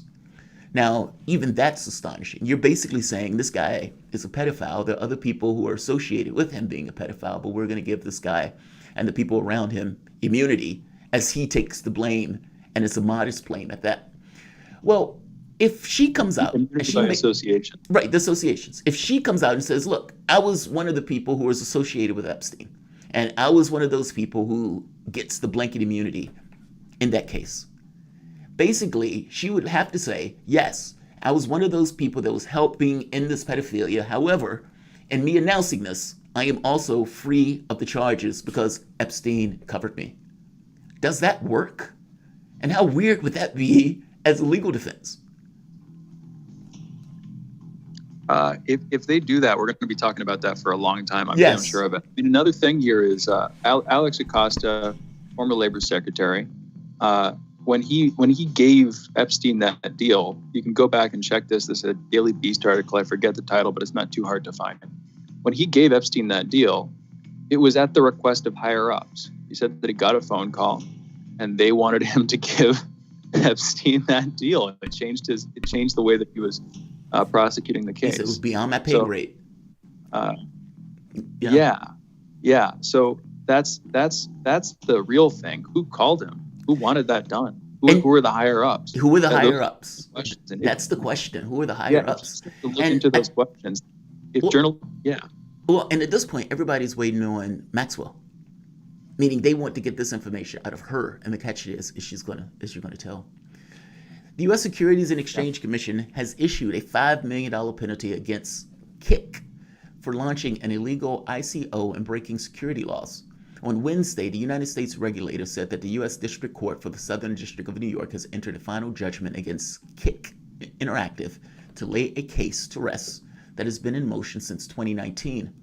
Last year, SEC alleged that the Canada-based messaging platform had conducted an illegal security offering selling KIN tokens, which must be registered if included in an initial coin offering, ICO. ICOs are an alternative method to raise investment into projects that have, on the whole, become associated with the cryptocurrency and blockchain space. Rather than pouring traditional fiat currency into a startup, ICOs offer virtual coins or assets to investors. SEC has previously claimed that Kik did not register the KIN ICO before it took place in 2017, and furthermore, the Kik team apparently knew the company would run out of money in the same year. The SEC says over $55 million was raised, though the coin offering, of which $100 million in securities were on offer. The KIN token is currently worth 0.000011. That's so sad. Thailand Prime Minister has revoked emergency measures imposed on Bangkok following more than a week of daily anti-government protests in the nation's capital and other cities. An announcement in the Royal Gazette on Thursday said, quote, "As it has appeared, the severe situation which has resulted in an enactment of emergency decree has resolved and halted," unquote. The new order, which came in direct effect at midday in Bangkok, said the situation has returned to a state where normal law enforcement can address the situation. It follows a pre-recorded televised speech from Prime Minister Prayut Chan-o-cha on Wednesday, who said he's taken the first step to, quote, unquote, de-escalate political tensions that have seen tens of thousands of protesters take to the streets in recent months, calling a new constitution, monarchy reform, and Prayut's resignation. And with that, those are your headlines. You're listening to Fault Lines with Thomas and Stranahan. All right, so let's do this. Let's go into a break. You guys are listening to Fault Lines again with Thomas and Stranahan. We'll be back with Scott Sands and UBI. So you're going to love this segment. See you guys in a moment.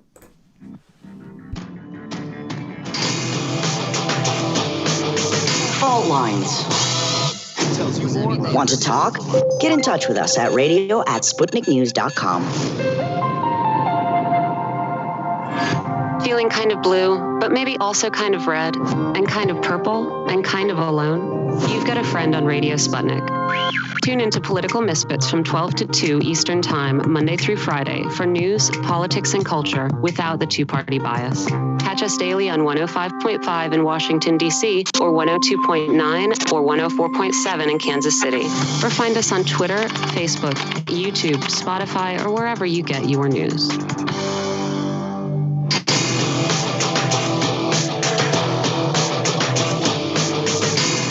Fault Lines.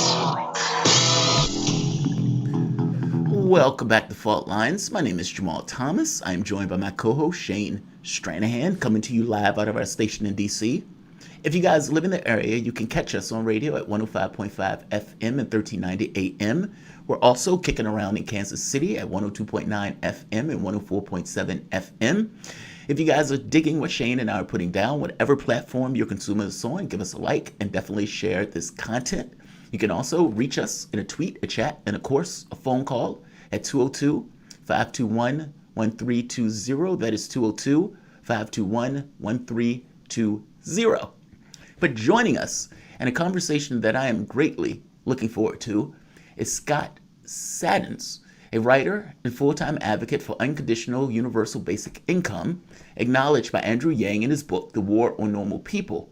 Yang recognized Scott for having helped shape his thinking. Scott has been researching and advocating for UBI around the world since 2013. Scott, welcome to the show. Hi there. Thanks for having me. Absolutely. So this is a great conversation. I'm so glad you're coming on to the show.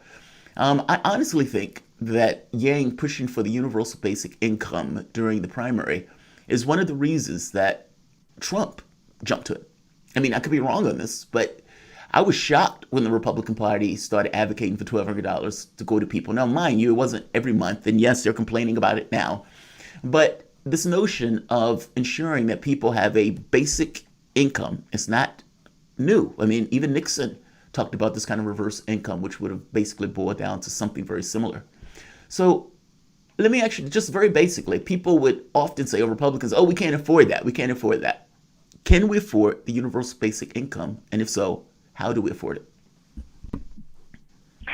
Yeah, I would say at this point that we can't not afford it. I mean, the lack of basic income is bad for the economy. We are looking at a demand shock, and there's just no reason at all to not spend trillions of dollars in order to avoid the loss of even more trillions of dollars. So it's just a good investment for the future.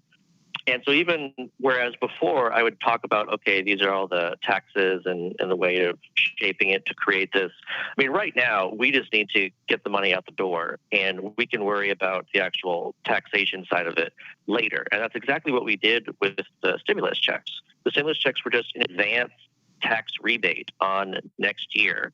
And that was done via deficit spending. And I think that's the way to do it right now, is to just deficit spend that stimulus and just do it month after month after month to make sure that the economy recovers and make sure that people get relief directly, and also make sure that we have that in place so that the economy can grow. We are a 70% consumer-based economy. We need that spending. Well, even with this pass, though. Recently passed away anarchist and anthropologist David Graeber wrote this book, and I can't even say the title because we're on the radio, but I'll just say BS Jobs. He wrote this book, BS Jobs, about the proliferation of basically fake means of income, sort of fake employment, not literally fraudulent in a legal sense, but basically people doing paper shuffling, people doing useless work. And I just want to briefly comment, it's weird that we live in an economy that materially tolerates and supports that, but it ties into unconditional basic income, universal basic income, in the sense that if a lot of people are doing work that effectively does nothing, if with the rise of AI, just very simply to sort data potentially much more effectively than any paper shuffler could do, or even automating workplaces with the rise of these different tools, you potentially outmode a vast number of people. I guess the question for many people, and this is where I would go directly, is what do you see people doing on the other side of that? How do you see people contributing to society? Because the sort of dystopic fear that I have of this, and I don't know where this goes, is that as you depreciate the value of labor, is another way of looking at this, as you make it so that what most people know how to do, what most people can do, is no longer necessary, you're also in a very real sense lowering not just their economic value, but their relevance and their importance to the political systems of which they're a part. So sort of post-industrial society, in an automated industrial society is a better way to put it. Where do you see that going, and how would you address that concern, Scott?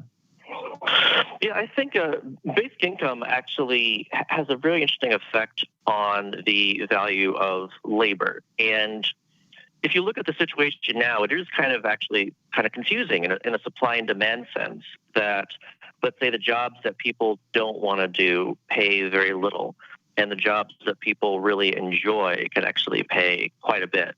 Like as far as supply and demand goes, it should be the opposite, that if people do not want to do a job, then that job has to attract people to do that job via higher wages. And that's what basic income enables, because the reason it doesn't work that way right now is because people are essentially coerced into the labor market through the withholding of access to resources. So it's the threat of poverty that actually encourages people to accept low-wage jobs.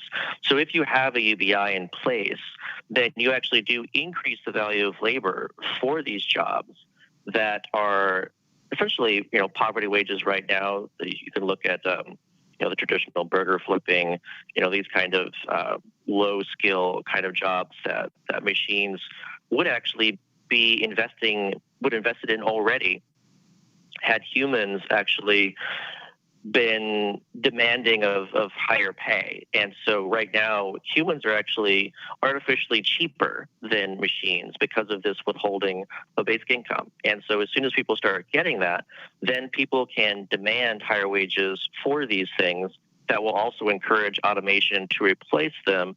And actually, you would be unleashing people to pursue not only these jobs that they consider to be more valuable and more fitting their skills, but also to pursue unpaid work.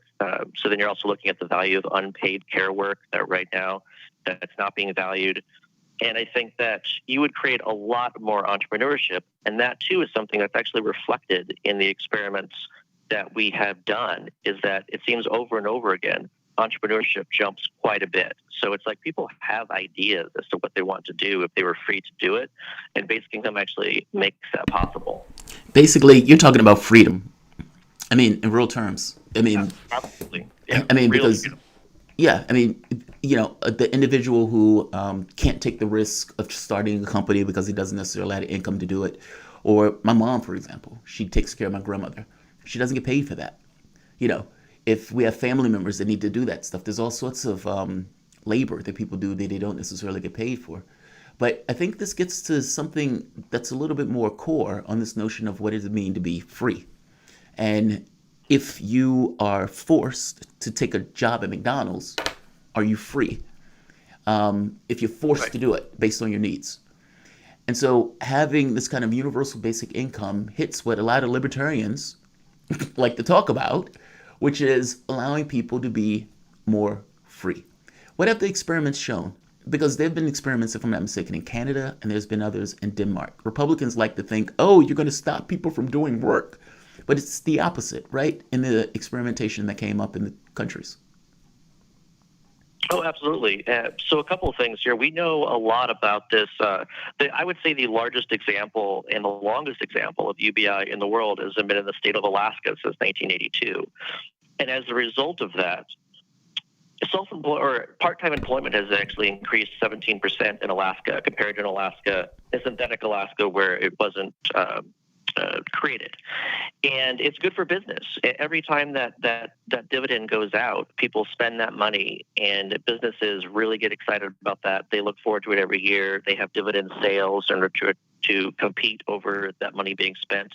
It's good for the economy. And in Finland, their experiment showed that people actually worked more days per year in total when receiving the unconditional income versus receiving the conditional unemployment insurance income that they have.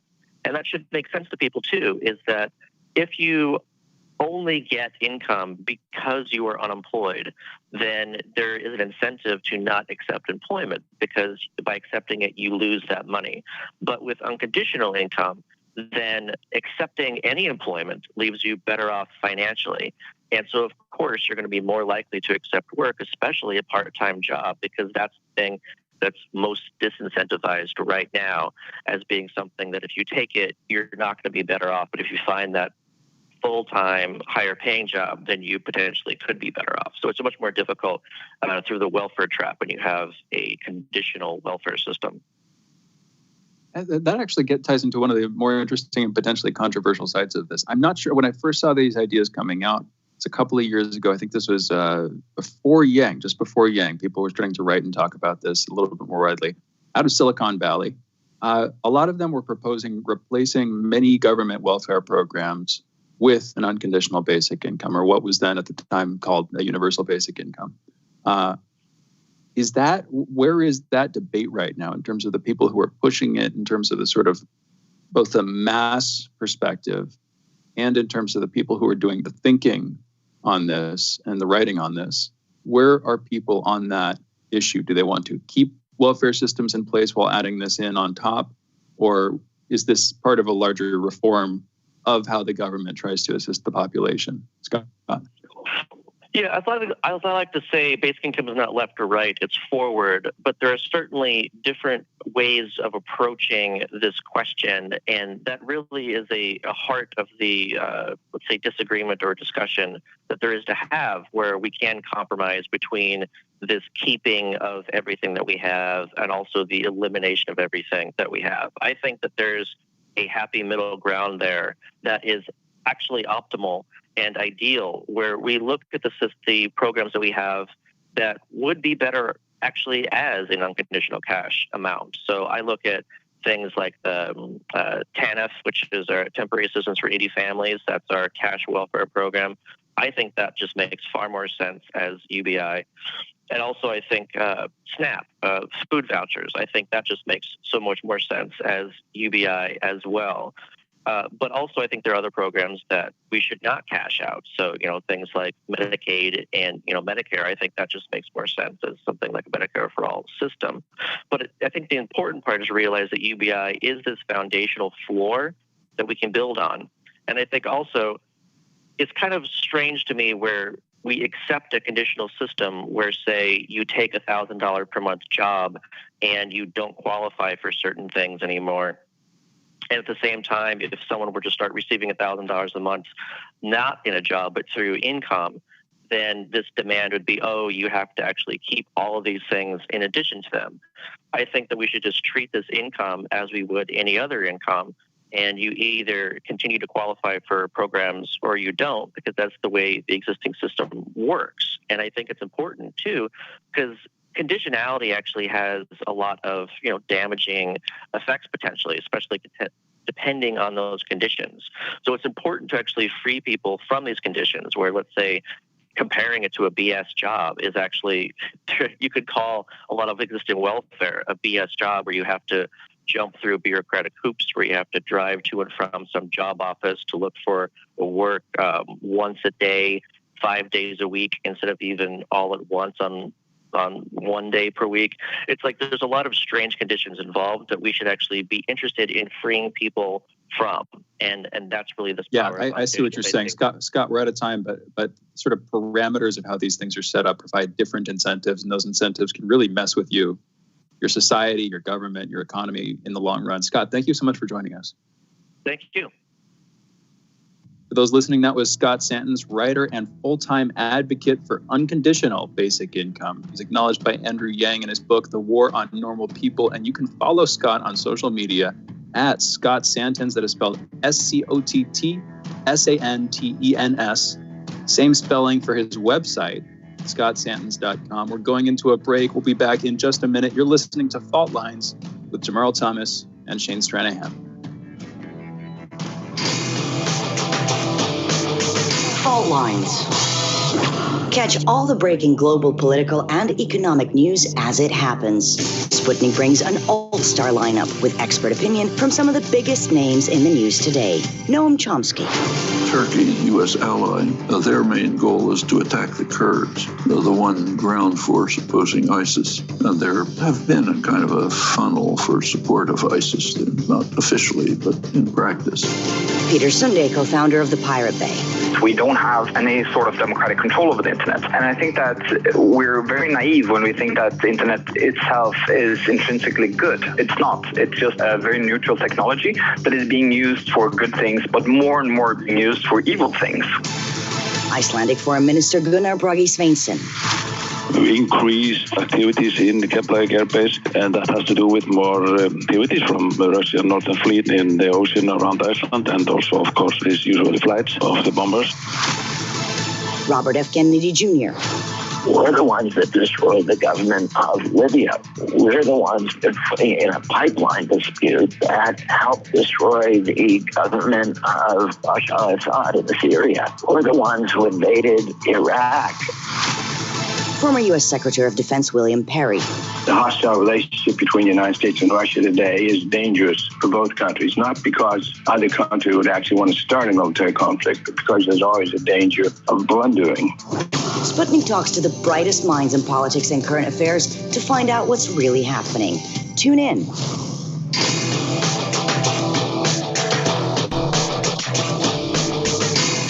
Fault Lines. Welcome back to Fault Lines on Radio Sputnik. My name is Jamarl Thomas. I'm joined by my co-host Shane Stranahan, coming to you live out of our station in Washington, D.C. Joining us, former teacher, retired Air Force officer, American activist, and commentator. She's a retired U.S. Air Force Lieutenant Colonel whose assignments include duties in the Pentagon desk office and a variety of roles for the National Security Agency. Karen Kwiatkowski. Am I pronouncing the last name correct, Karen? I think, yes, pretty good. Excellent. My first name is Jamal, and people have a hard time pronouncing it. They butcher that name. So I just want to make sure that I got it right. I bet. Excellent. So, Misty Poets. Now, this is interesting. This has to do with, and just so I'm framing it correctly, just so I'm explaining it correctly, it has to do with the Misty, this idea that the poetry didn't entirely serve a purpose in the way that the government or the Chinese government was viewing it. And it became almost like a moniker or like a way of pushing back against the narrative of it, of sorts. Can you explain what Misty Poets are and this kind of democratic, let's say, push through art? Yeah. Well, I'm not an artist or anything, and I actually discovered that Misty Poets is actually a category of poetry. The Chinese call it misty because it's unclear, and dissidents in China, currently in China, and in the past also in the 70s, and also in other totalitarian states, poets and authors would write things that on one level meant one thing or appeared to be one thing, but also could be interpreted as something else. And that something else is often subject to the reader's interpretation. So it's an individual thing. It's a human thing.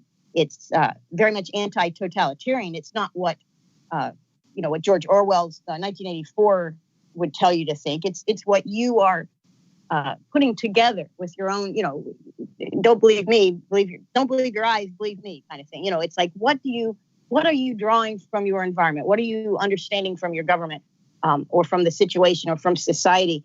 And some of this understanding that average people have, that people around the world have about their governments, is not what their governments want them to know or think or believe. And certainly we see this even in the United States. And since I'm, an American writing for, my country, kind of, I think Misty Poets, I think there's a place for it here. I think it's actually starting to happen here in our own country. But certainly China became aware of this years and years ago, as when Mao was really tamping down and people were kind of trying to subvert it a little bit without getting killed. Obviously, in a totalitarian state, if you push back, you can end up dead very quickly, and that kind of defeats the purpose. So they actually categorized Misty Poets as anti-state. We don't want to see it. If your poetry cannot be immediately understood very clearly with no alternative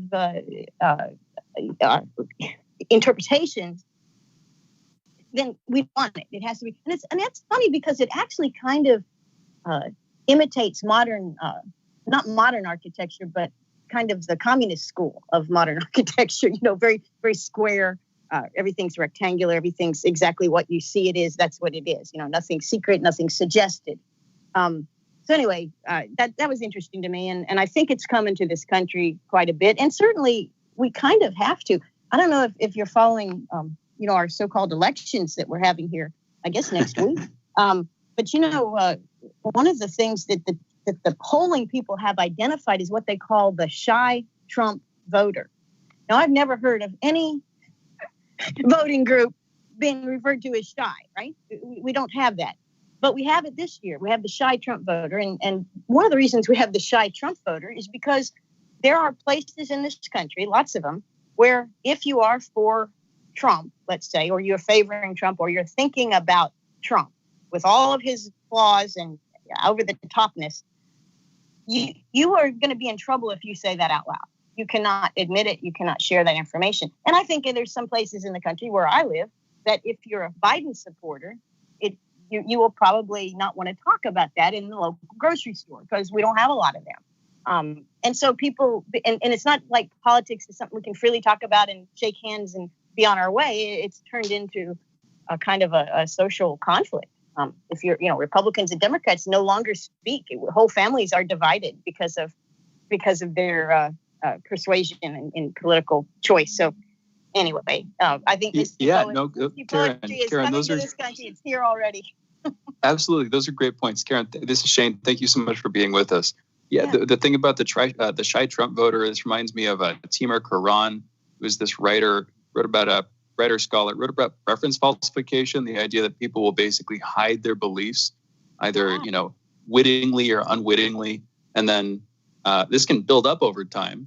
He took it in his own direction, but this sort of unseen pressure can build up over time, and specifically in a democracy, if you have a bunch of people who are thinking but not saying things, then they're probably going to vote in a certain way that's going to reflect it, and that could lead to some very interesting results. And I think that's what we saw in 2016. I guess I'm curious though. What do you think are the areas that we can't talk about in modern American society, or if not now, and I see a lot of these pressures growing too, culturally and literally in terms of Twitter and Facebook and various social media entities being pressured by the government and certain elements of society. What are you worried about right now and in the future? Well, it's hard to say, me personally, because I have my own opinions, but I don't know our mainstream. I do know that we've seen for a long time an increasingly politically correct speech. This has been around for ages and ages. But we are seeing things like the idea of white privilege is not well defined. I think people that use that term think that they know what it means, but a lot of people who are on the receiving end of that term, they don't really understand what it means. And I think they resent it because anybody says you have a privilege, you look around you and, look at Appalachian white folk, right? The poorest sector of our country. You go to them and say you have white privilege. if they understand what the word privilege is, they will certainly reject your characterization, because this is like high addiction, high poverty, high joblessness, low education. These are not people with privilege in any way, shape. You can't. They don't see themselves that way, and they're correct in recognizing that they don't have it. But there are other groups of people that will lay that label on there. So that's a conversation we really can't have. And then, of course, white folks that are doing well, you can't. There's no conversation that can be had. You either admit that you have white privilege and repent yourselves, which I don't know how that does, but this is what I think is desired, or there's no conversation. It's not like you can say, well, can you point out ways that your case is true, your case might not be true? Can we discuss? No, there is no discussion. So there's a sense there that people can't say or think things. And of course, with our language, there's all kinds of language and that gets used to shut people down rather than to explore ideas. Even the Me Too movement, which has kind of died away, and I don't know why. I thought it was great, but because Me Too, that's kind of inclusive, right? As a female, I can say that maybe, but I thought, but it's gone away. But that kind of a thing it's Me Too, women against men. Being a female, I didn't notice it as being exclusive. I thought, oh, that's inclusive, but really it wasn't. It was kind of no more conversation can be had after I say that. It's not really a discussion. There's other areas though, and I think larger areas that I'm more concerned about, less with society and more with government, things that we can't talk about. And I think it's very clear, again, back to was the last debate, did it occur already? I didn't watch it, or is it coming? I don't even know. But I know in the presidential debate, the last one, they're not going to talk foreign policy. Okay. Why can't we talk? It is tonight, by the way. Just so you know, it's coming up. It is tonight. I was looking to see, how it went, because it's very entertaining if you can tolerate the conflict. But no, they've already said they're not going to talk about foreign policy. And there's a couple other excluded items that are pretty important for our country to think about and understand. But they're not going to talk about this. So in a larger, more macro sense, I think there's some things our country doesn't want to talk about. Foreign policy specifically being one of them, because so much of our government spending and our commercial economy, really a crony capitalism economy, a lot of that is doing things connected to our foreign policy, taking over governments, occupying places, building weapons, bombing them, using them, replacing them, lobbying for them, a whole bit. So we can't talk about that. Well, we also don't seem to be able to talk about our massive debt and borrowing. And is there any way through that? Well, there is no way through that. Maybe that's why they don't talk about it. But that's something that really should be discussed. You have a bad year, you spend a lot of money, like 2020. Most people would concede it's been a bad year for a lot of places and a lot of governments, a lot of people. So we spent a lot of money. Is there a way back to controlling government expenditures, either in the United States or anywhere else? Well, I mean, some countries don't have that problem, but the United States certainly does. And we don't talk about how we're going to get out of that as our society ages and continues to age and be dependent on redistributed income. As the economy is contracted, many parts of our economy in this country, maybe around the world, I don't know, but certainly in this country, they said a lot of jobs will not come back. And if they do come back, they won't be the full-time version and they won't be the in-office version. It'll be distributed work and that kind of thing. And that lends itself to certainly lower incomes, if not lowered productivity. So, how do we get out of the financial hole this country's in? Well, I don't know if you guys talk much, there's ways to get out of it. You can reissue the currency. You can have hyperinflation for a short period of time and reissue the currency. You can confiscate wealth. There's all kinds of things you can do. Democracies have a tough time with some of this. We should be talking about, this is really important because we're not China.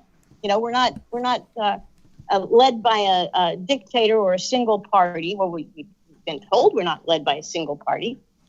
See, that's why I disagree, Karen. I think it is a single party.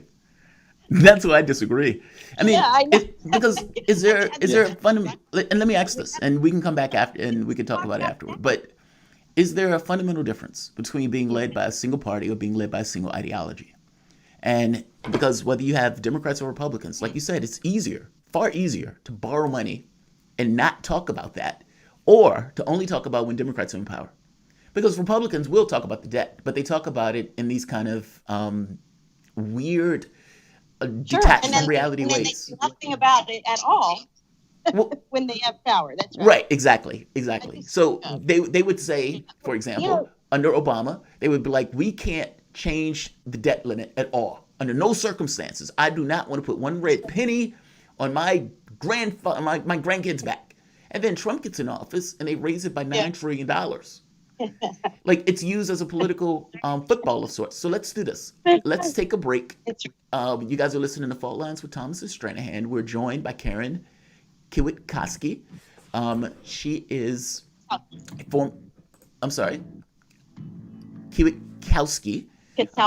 Kiewit-Koski, thank you. Farmer, teacher, retired Air Force officer, American activist, and commentator. She retired from the U.S. Air Force Lieutenant Colonel, whose assignments included duties as a Pentagon desk officer in a variety of roles in the National Security Agency. You guys are listening to Fault Lines with Thomas and Stranahan. We will be back in a moment.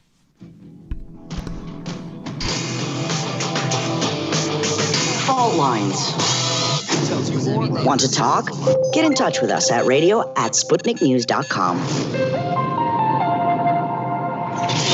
Shooting from the lip. We're taking no prisoners here. Real opinions for real people. Where we bring you people with controversial views, and instead of trying to catch them out, we actually let them expand on their views. What's going on in British politics, European politics, and indeed in world politics as well. And wherever you are, whether you're a UKIP supporter, a Tory, or Labour, everything is in turmoil.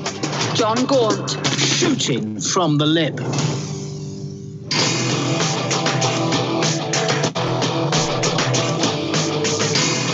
Fault Lines. Welcome back to Fault Lines on Radio Sputnik. My name is Jamarl Thomas. I am joined by my co-host Shane Stranahan, and we are also joined by Karen Kiewit-Koski, farmer, teacher, retired Air Force officer, American activist, and commentator. She retired from the U.S. Air Force Lieutenant Colonel, whose assignments included duties as a Pentagon desk officer in a variety of roles for the National Security Agency. Again, Karen, thank you for joining us. So great to be here. So let's get into this conversation about ideology, because I think it's a really interesting point where you make the point of saying there are all these things that we don't seem to be able to talk about. Well, it's not we. I think the public talks about them.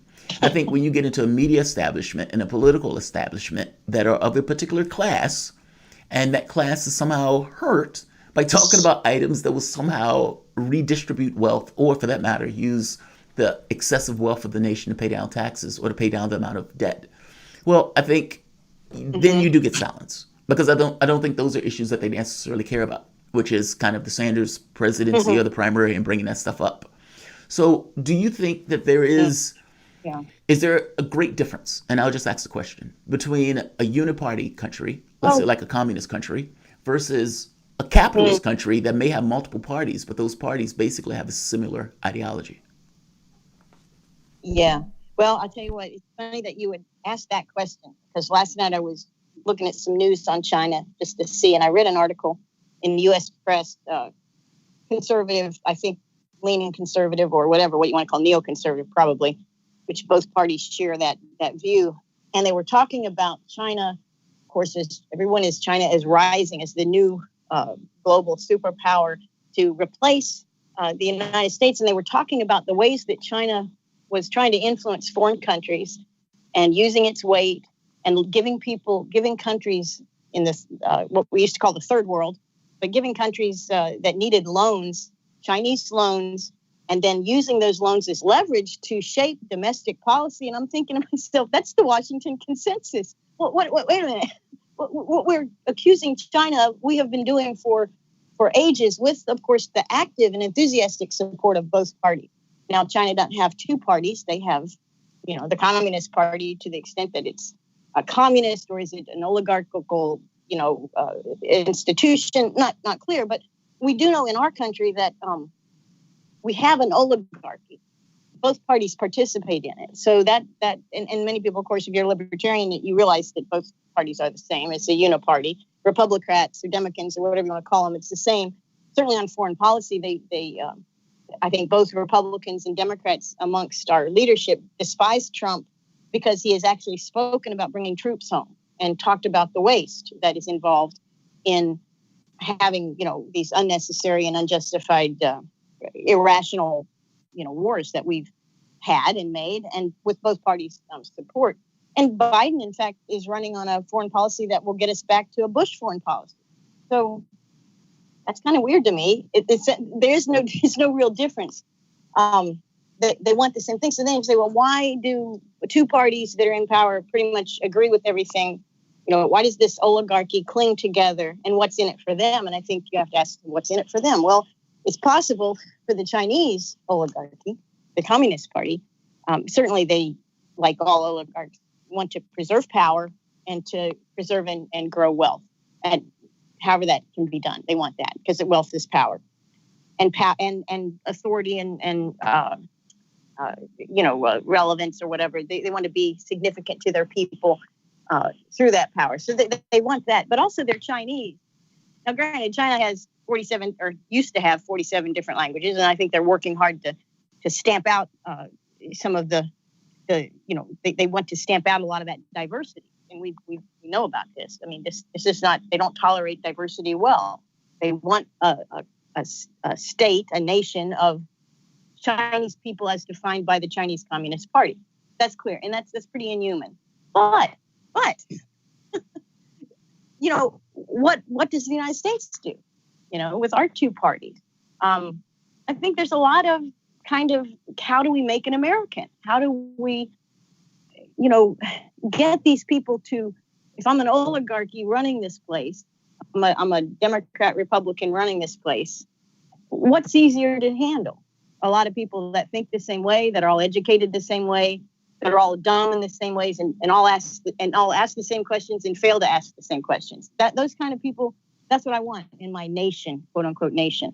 And that's also inhuman. Okay, so in that regard, I think both forms of government have a degree of inhumanity. They certainly have a degree of intolerance of individuality. Karen, was this inevitable? This is, we're having this conversation. We're both opposed to this. I think everybody in this conversation is opposed to this dehumanizing process that you're describing. But and we're living in a country that was founded on philosophical values that themselves, despite some of their internal contradictions and despite their flawed enactment, is also apparently founded on like a pursuit of freedom and a pursuit of legal equality, each of which would be eroded by the process you're describing. But for Americans, we've become more and more oligarchic over time. I can't help but see that, and I don't think anybody. I think you'd struggle to deny that. Not that you're trying to. Was that process inevitable? Yeah. Well, actually, when I look back at the founders, and I'm not a person that wants to tear down statues. I don't want to denigrate this side or that side because I think history is complicated, and I don't like that. But I woke up to the Constitution some years ago when because I was taught in school, like most Americans were, that, we had a confederation of states to fight a war of independence, a war of autonomy from the Brits. Okay, fine. Then we had the Constitutional Convention, which was put in order to, make, shape up the place, get some tax revenue and that kind of thing. But when they locked those doors in Philadelphia in 1787, when they locked those doors, that summer, and it was a kind of a private enclave. At that point, we got to see a little bit of oligarchy in action. And of course, Thomas Jefferson was not there. He's the author of the Declaration, but he wasn't there in town behind those locked doors. These were for the most part wealthy men who were now going to inherit the colony. And yeah, sure, they wanted a republic, but they also wanted, some authority and power over that. So they enabled the formation of a unified kind of national state, and they didn't include, the first 10 amendments, which guaranteed states and individuals and some rights, justice rights free speech rights that we talk about, gun rights, all these things, property rights. They didn't. The original Constitution didn't include any of that. And if you can imagine the U.S. Constitution without any of those Bill of Rights attached to it, those amending rights, then you see what they were after, and they're not much different. Culturally, sure. Technology-wise, sure, they were different. But they weren't much different than the people in Congress today. They're looking out for their best interests, and they want to get reelected. They want to have credibility with the people that put them there. And they're looking certainly not to give up their wealth. And if you've probably read those memes that go around, and they're based on truth of how many of the founding fathers, or not so much the founding fathers, but those that were involved in the War of Independence from 1776 to 1787, how many people lost their wealth and had their farms and lives destroyed and lost family members and were injured and just, became impoverished. The people in 1787 in Philadelphia that were still standing at that, they didn't want to, their contemporaries had gone broke. They had lost everything. So there's an element of how do I protect what I have going on there? And so that Constitution, it wasn't really handed down by God. It was put together by men, okay? And not that it's a bad way to set up a republic, but don't be confused that the seeds of our destruction were there. They were there. It was designed, as all republics are, to work in small geographical areas of generally like-minded people who shared a philosophy, often people who shared a language. Because remember, German was half the people on the continent here spoke German in 1776. They didn't speak English. Now, English edged it out as the language. But anyway, the states, the state organization allowed for kind of a smaller, more focused government. And even states had problems as parts of states tried to secede from their own states because they said the capital doesn't listen to us. But anyway, the big problem is size and scope. Our Constitution cannot constrain a government that governs over 330 million people. There's only one kind of organization that can govern or maintain control over 330 million people. Okay, and that's the government we were talking about before. It's a single party oligarchy. That's what works because it's not a republic. Wait, okay. Karen, why do you think that? Why do you think that the Constitution couldn't apply to 330 million people? Why do you think it's required to have a fascist government or a totalitarian state? Well, yeah, I mean, it's not required. We've got about a minute and a half left. Yeah, we have about a minute and a half. I know that's an expansive thing, but a minute and a half. Sure, no, but I'll tell you, it all boils down to, can people control their government? Can they control their representatives? Can they impact policy? And frankly, Americans have no chance of impacting policy. In fact, there was a study a few years ago that the headline was, Americans have no chance of impacting their foreign policy or any other domestic policy. Too big. You have 750 to 1 million people per representative. You have anywhere from 2 to 35 million people represented by a single senator. I mean, come on. You're not going to impact policy. It's done by lobbyists. It's done through big money. We understand that. That's the reality. But we call it a republic. But it's not a republic. It cannot function in a republic, small r Republican form, because we the people have no ability to change our government. And I think much of that is why the frustration exists, whether on the far left, far right, middle left, middle right, and center. Everybody feels there's nothing we can do. And I think Trump's attraction is he's out there trying, flailing away, trying to look like he's doing something. And I think he comes across as he sincerely wants to do something. Is he accomplishing it? Who knows? Probably not. But his attraction. And that's where people come in. I mean, we also there's one other side of this that's Karen, and I'm not even personally trying to level that, but that's where people would use that totally, that connection. Karen, thank you so much for joining us. Well, thanks for having me. It's been fun. Yeah, fun conversation. Another thing that comes to mind very briefly, we've got to go out right now. This phrase "too big to fail" applied to the banks back in the day. It feels like our government is too big for fealty. It is too big to have any direct connection with what we want. In any event, we've got to go. Thank you again. You've been listening to Fault Lines with Jamarl Thomas and Shane Stranahan. We'll be back in just a minute with headlines.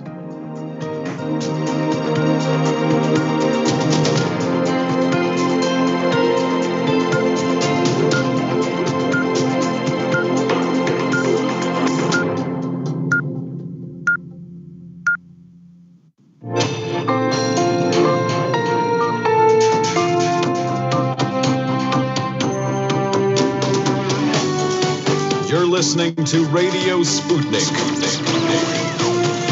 Telling the untold.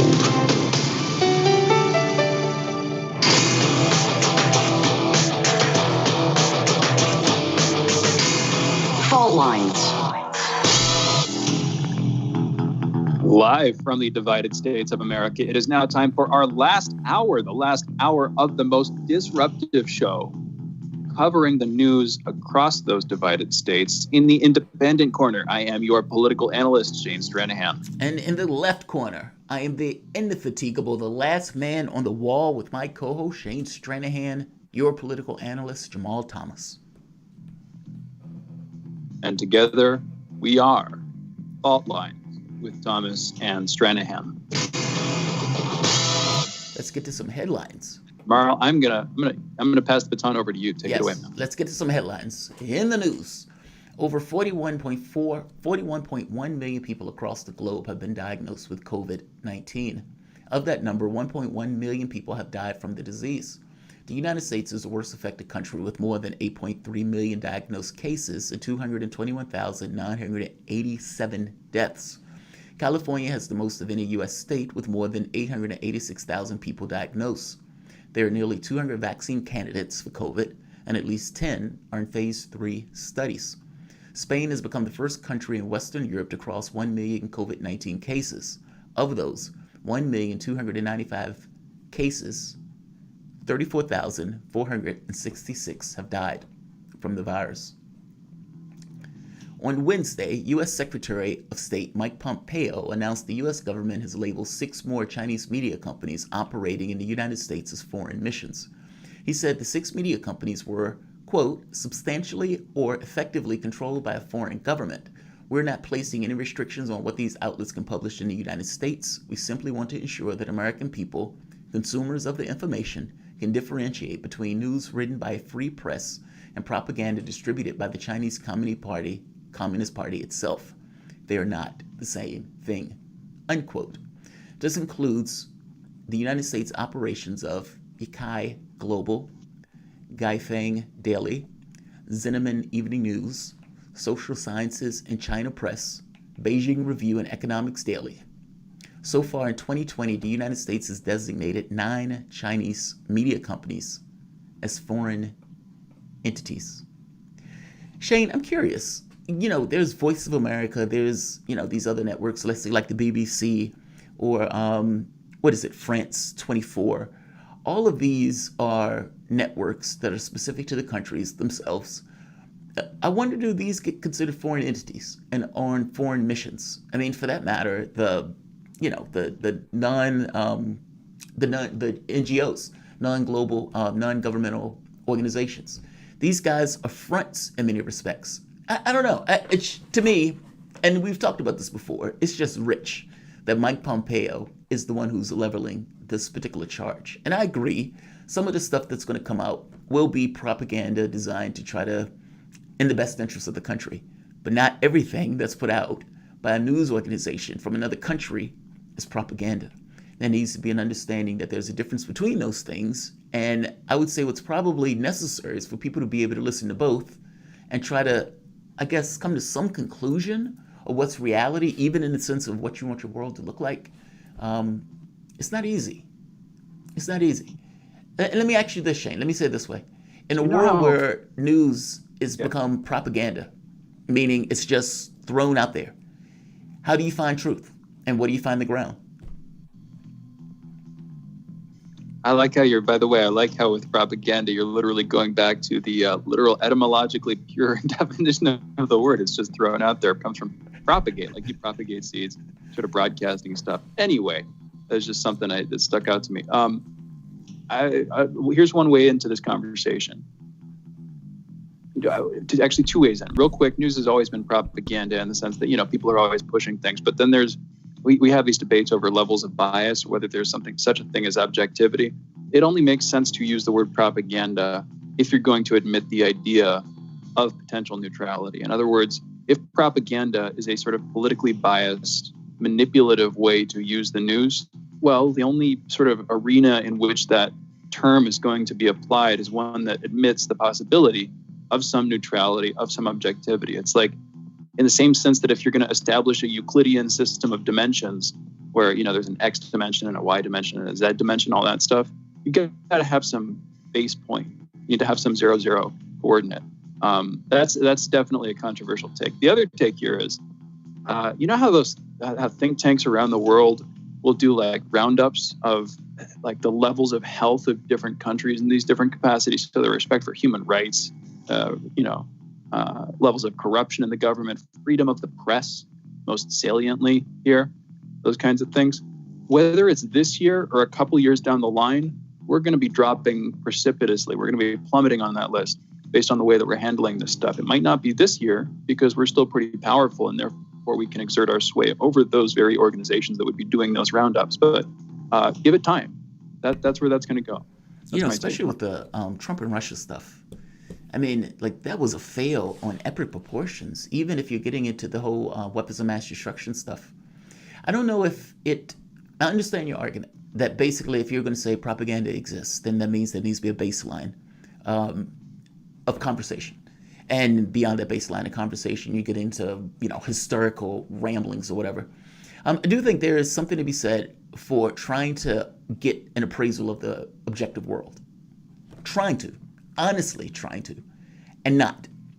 Meaning you can be wrong in your appraisal. You can give an appraisal from the point of view of wherever you're coming from and everything else, and you still try to get it right. I think on this show, we try to be honest when we're trying to give something. I think we're giving it from our point of view.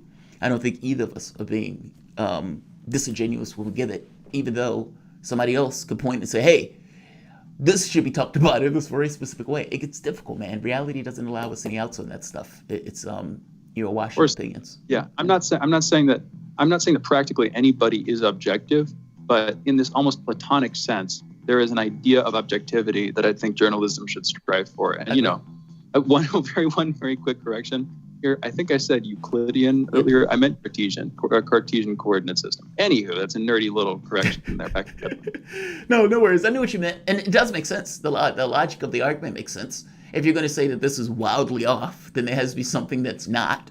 Otherwise, how are you comparing the wildly off thing? All right, let's go to the next one. Former President Barack Obama blasted President Donald Trump's handling of COVID-19 pandemic in his response to the racial unrest in his first in-person campaign pitch Wednesday for Joe Biden, his former vice president. Even that's a little weird. Why is this his first campaign pitch? How strange.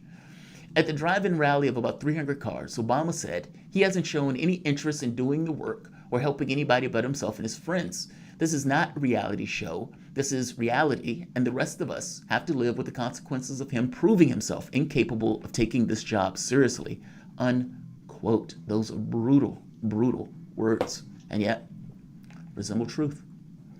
Top intelligence official announced Wednesday evening that Iran and Russia have taken actions to try and compromise the U.S. elections and have obtained some voter registration data.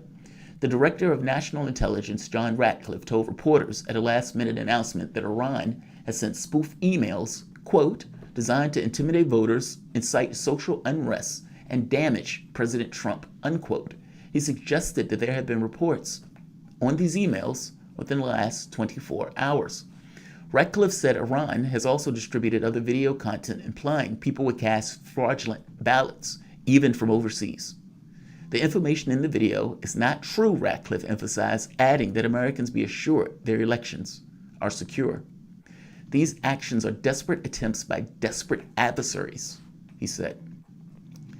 In a statement provided Wednesday to CBS News, a spokesperson for Google said it was among an unspecified number of tech firms that have seen evidence that an operation linked to Iran sent inauthentic emails to people in the United States over the past 24 hours, unquote. Can we talk about this for a minute? Go for it. Yeah, totally.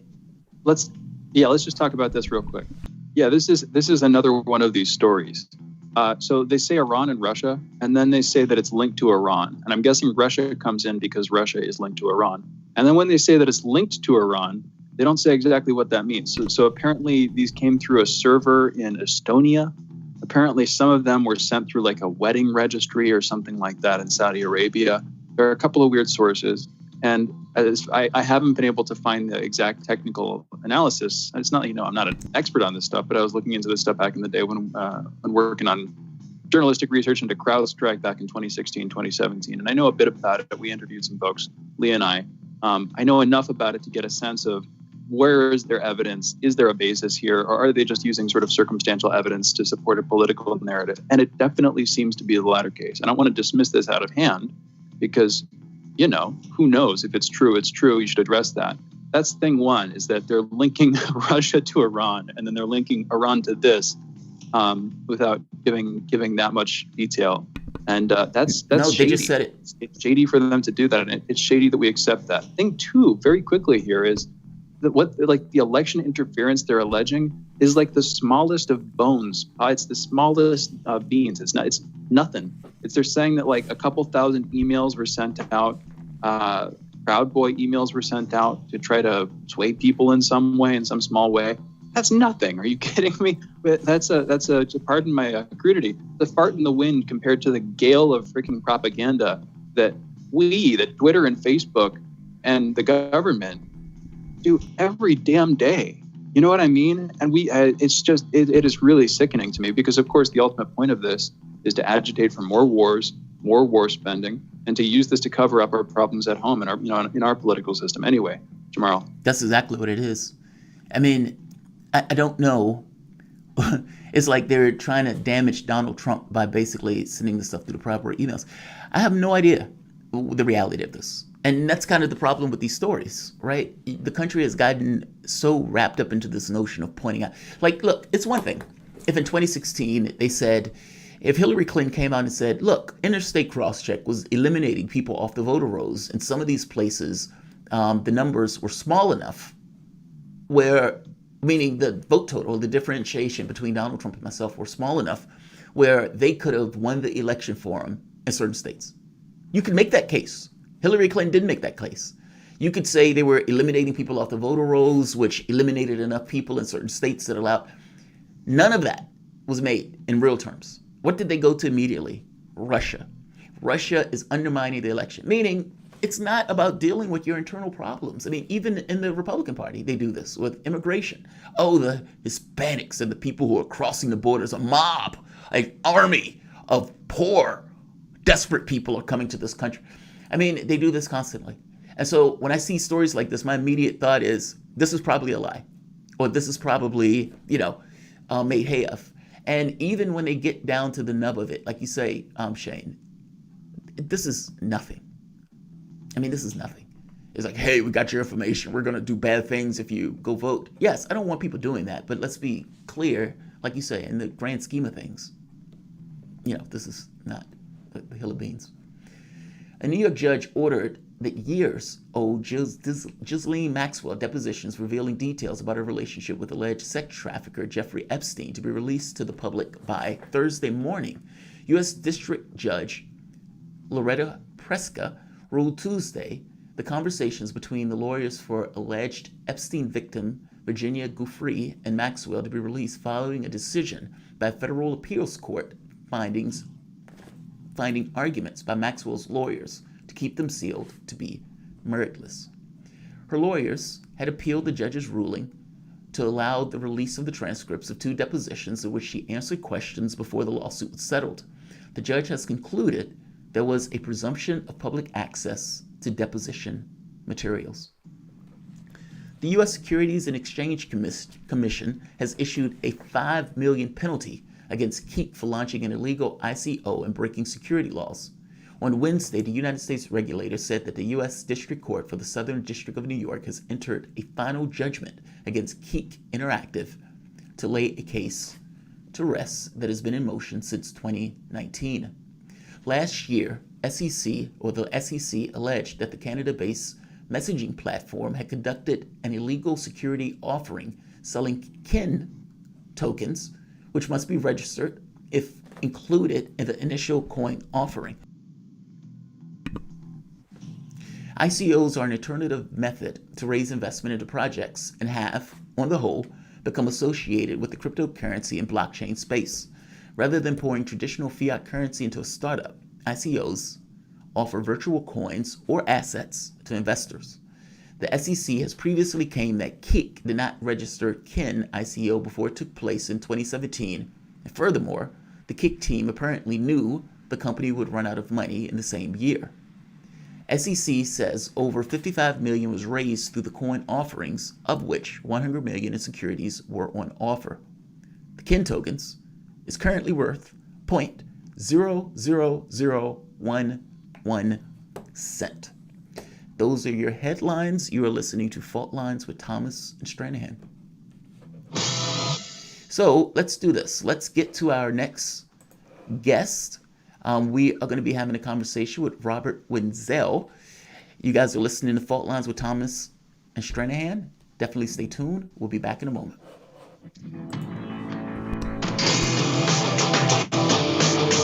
Fault Lines. 24 hours a day, 7 days a week.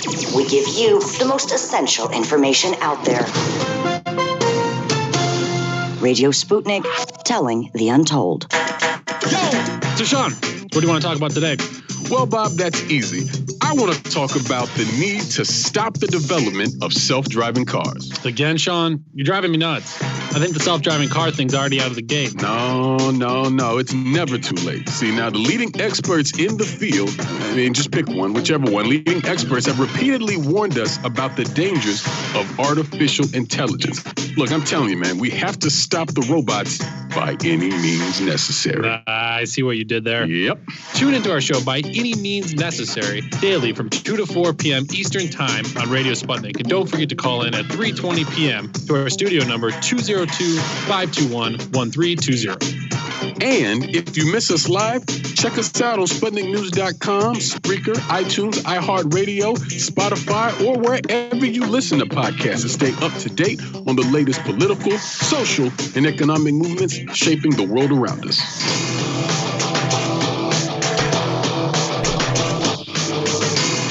Fault Lines.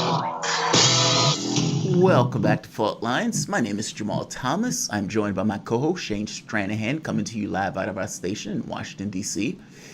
We have joining us Robert Wenzel, economist, editor, and publisher of TargetLiberty.com and writer of the Economic Policy Journal.com. Robert, welcome to the show. Hey, Jamal. How are you? I'm doing all right. So let's do this. Let's start with an opener. I was just checking the jobless claims or the unemployment report. 787,000 people filed for first-time jobless claims last week. Now, they're saying that this is the lowest since March, and this is lower than the 875,000 that was predicted. Now, so what does this mean? How should we think about this number? Because the Congress has basically abdicated the responsibility of another stimulus. We know that there are people who are in greatly desperate straits, and that the money that the stimulus package beforehand was putting up was basically keeping the economy afloat. And the expectation is that this is not going to be passed until the election is over with, and maybe even some months after. So how is this number going down when the expectation is for this number to go up, considering Congress has abdicated its responsibility?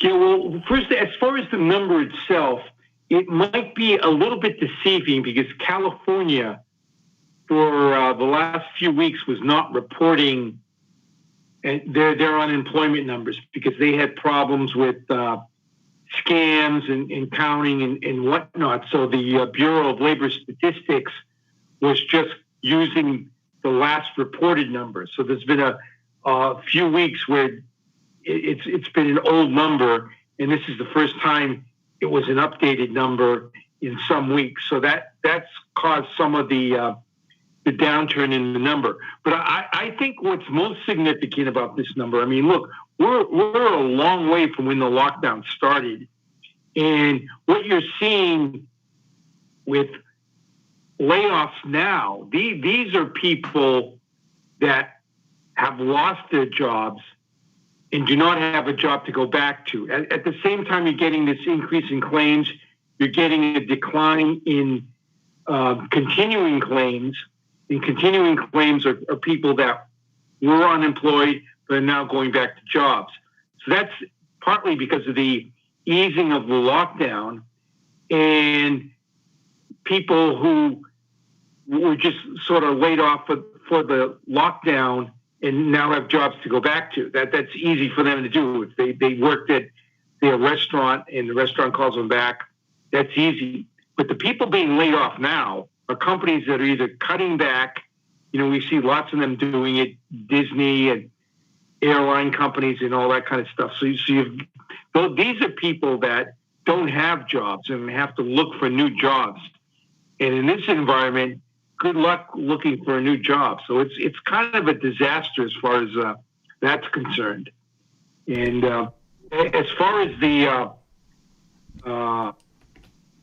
stimulus package, I mean, that is really just printing money out of thin air, and that just all that does is distort the economy, prints more money, and causes inflation. What you really need to boost an economy is increased production. So to the degree there are lockdowns remaining, that's the real problem. This the stimulus package tends to be a very, very dangerous thing long term. I'm expecting inflation to really heat up in 2021. What if it's just a short-term thing? We've had economists on recently, including this morning. Don't know that I would call him an economist, but we had Scott Stantons. We were having a conversation with him about this, and what he was saying was, what we need right now is demand. People are stuck in their homes. A lot of people are out of jobs. There is stuff to buy. There's just not that much money to buy it with because people are having a hard time making that money. So what about the argument that during a crisis like this, you might not want to rely on it in the long term? That's another conversation. But during a crisis like this, you do need that demand fill up. What's your take on that, Robert? Yeah, well, that's just, I consider that a denial of supply and demand economics, because basically what you've got is there are products that people are buying. It's really a split economy. Schizophrenic kind of economy. You have prices that are soaring. Food prices are soaring. Houses are soaring. There's all kinds of things. There are people who have the money are not afraid to spend it right now. And as far as the stimulus package, giving it to people that are unemployed, I mean, they're up there in the Target, Walgreens, the few places that are open. So it's really not a problem of demand. That's kind of a aggregate Keynesian kind of argument that, that's a lot of water. But Robert, there's a reality to that. I mean, there's a segment of the economy that is doing monstrously well, which is true. There's another segment that is not. Right. And the segment that is not, I mean, unless you're just arguing that, look, the people who are doing well in the economy is going to be able to bring the economy home, in which case the people who aren't doing well, who cares? I mean, what Shane is saying basically that, yes, you'll see people in Target because those people need to eat, just like anybody else needs to eat or need lights. But if those people don't have money because they've either lost their jobs, like 20 million or 30 million people at this point, then they don't have the cash to basically go to those restaurants or to go to those stores or to go to those places, in which case the economy suffers as a result. That the objective at this point seems to get money into as many people's hands as possible so those people could spend that money and get an uptick. But you disagree with that. Yeah, you need production. You need production to boost the economy. If you're just printing money, I mean, think of it. Say you're in a room in an auction, okay, and everybody's got $1,000 in their wallet, so no picture is going to go for more than 1,000, or maybe people get together and it can go to 5,000 or 10,000, but there's a limit.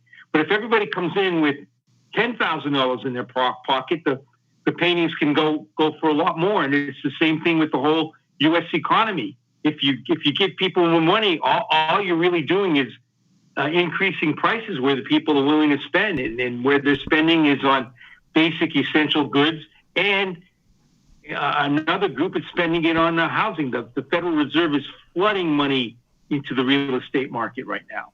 So those are the areas where it's going, and it's a very, very distorted economy. The real problem is the lockdown itself, and you have to get into the the science of the lockdown, but if you look at scientists now advising the White House, like Dr. Scott Atlas from the Hoover Institute at Stanford University, I mean, basically, people of working age are not going to have a serious consequence from catching the COVID-19. It's they might get a flu or feeling for a week or two, but that seems to be about it. But Robert, the people who know Atlas and that Trump has grown closely attached to find the guy to be basically not credible as a person.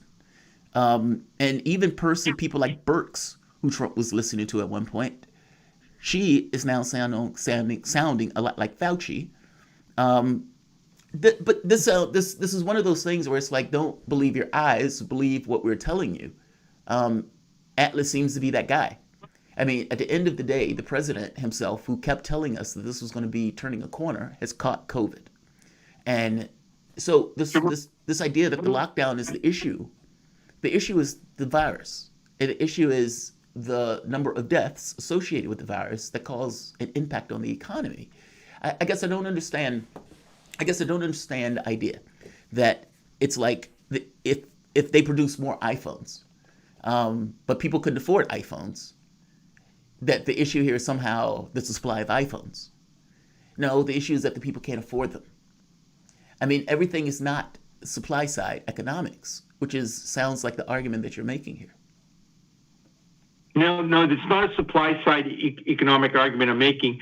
I'm making a basic supply and demand argument that basically prices adjust to where people are willing to buy them. I mean, if iPhones aren't selling at the current price, I guarantee you Apple will lower the price of the iPhones until the market is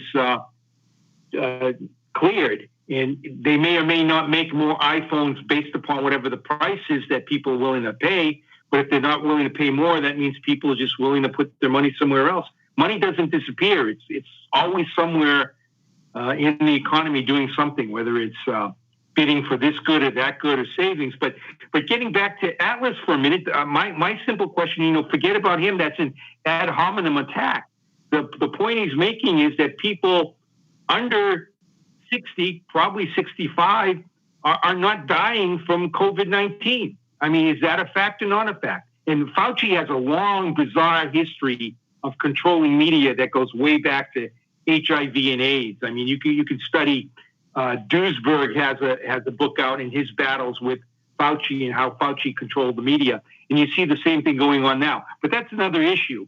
The issue is, are people under 65 at some kind of risk of dying at any significant number at all? And they're not. So it doesn't matter if Atlas is making that or Mother Teresa is making that argument. That's a fact.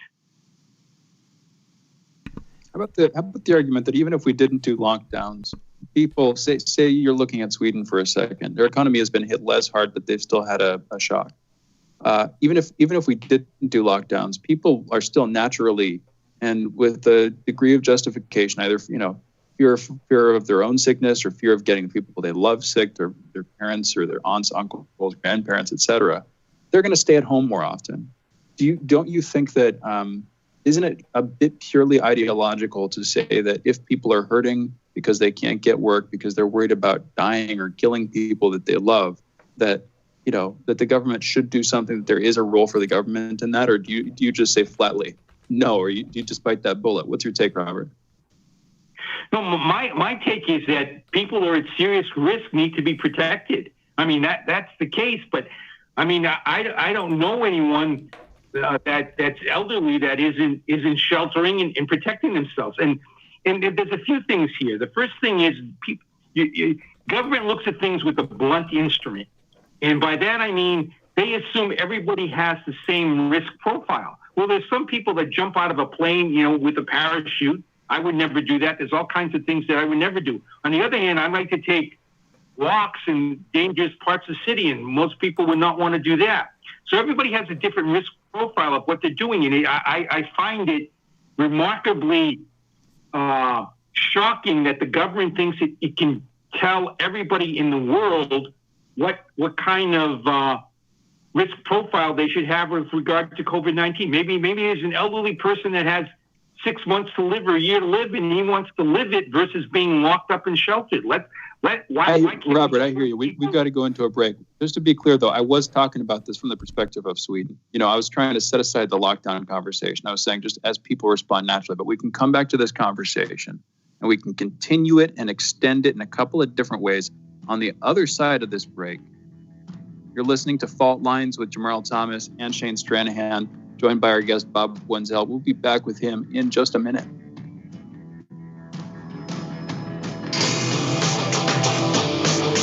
Fault lines. Tough questions are the most powerful weapon we have. As long as you have questions, we'll keep asking.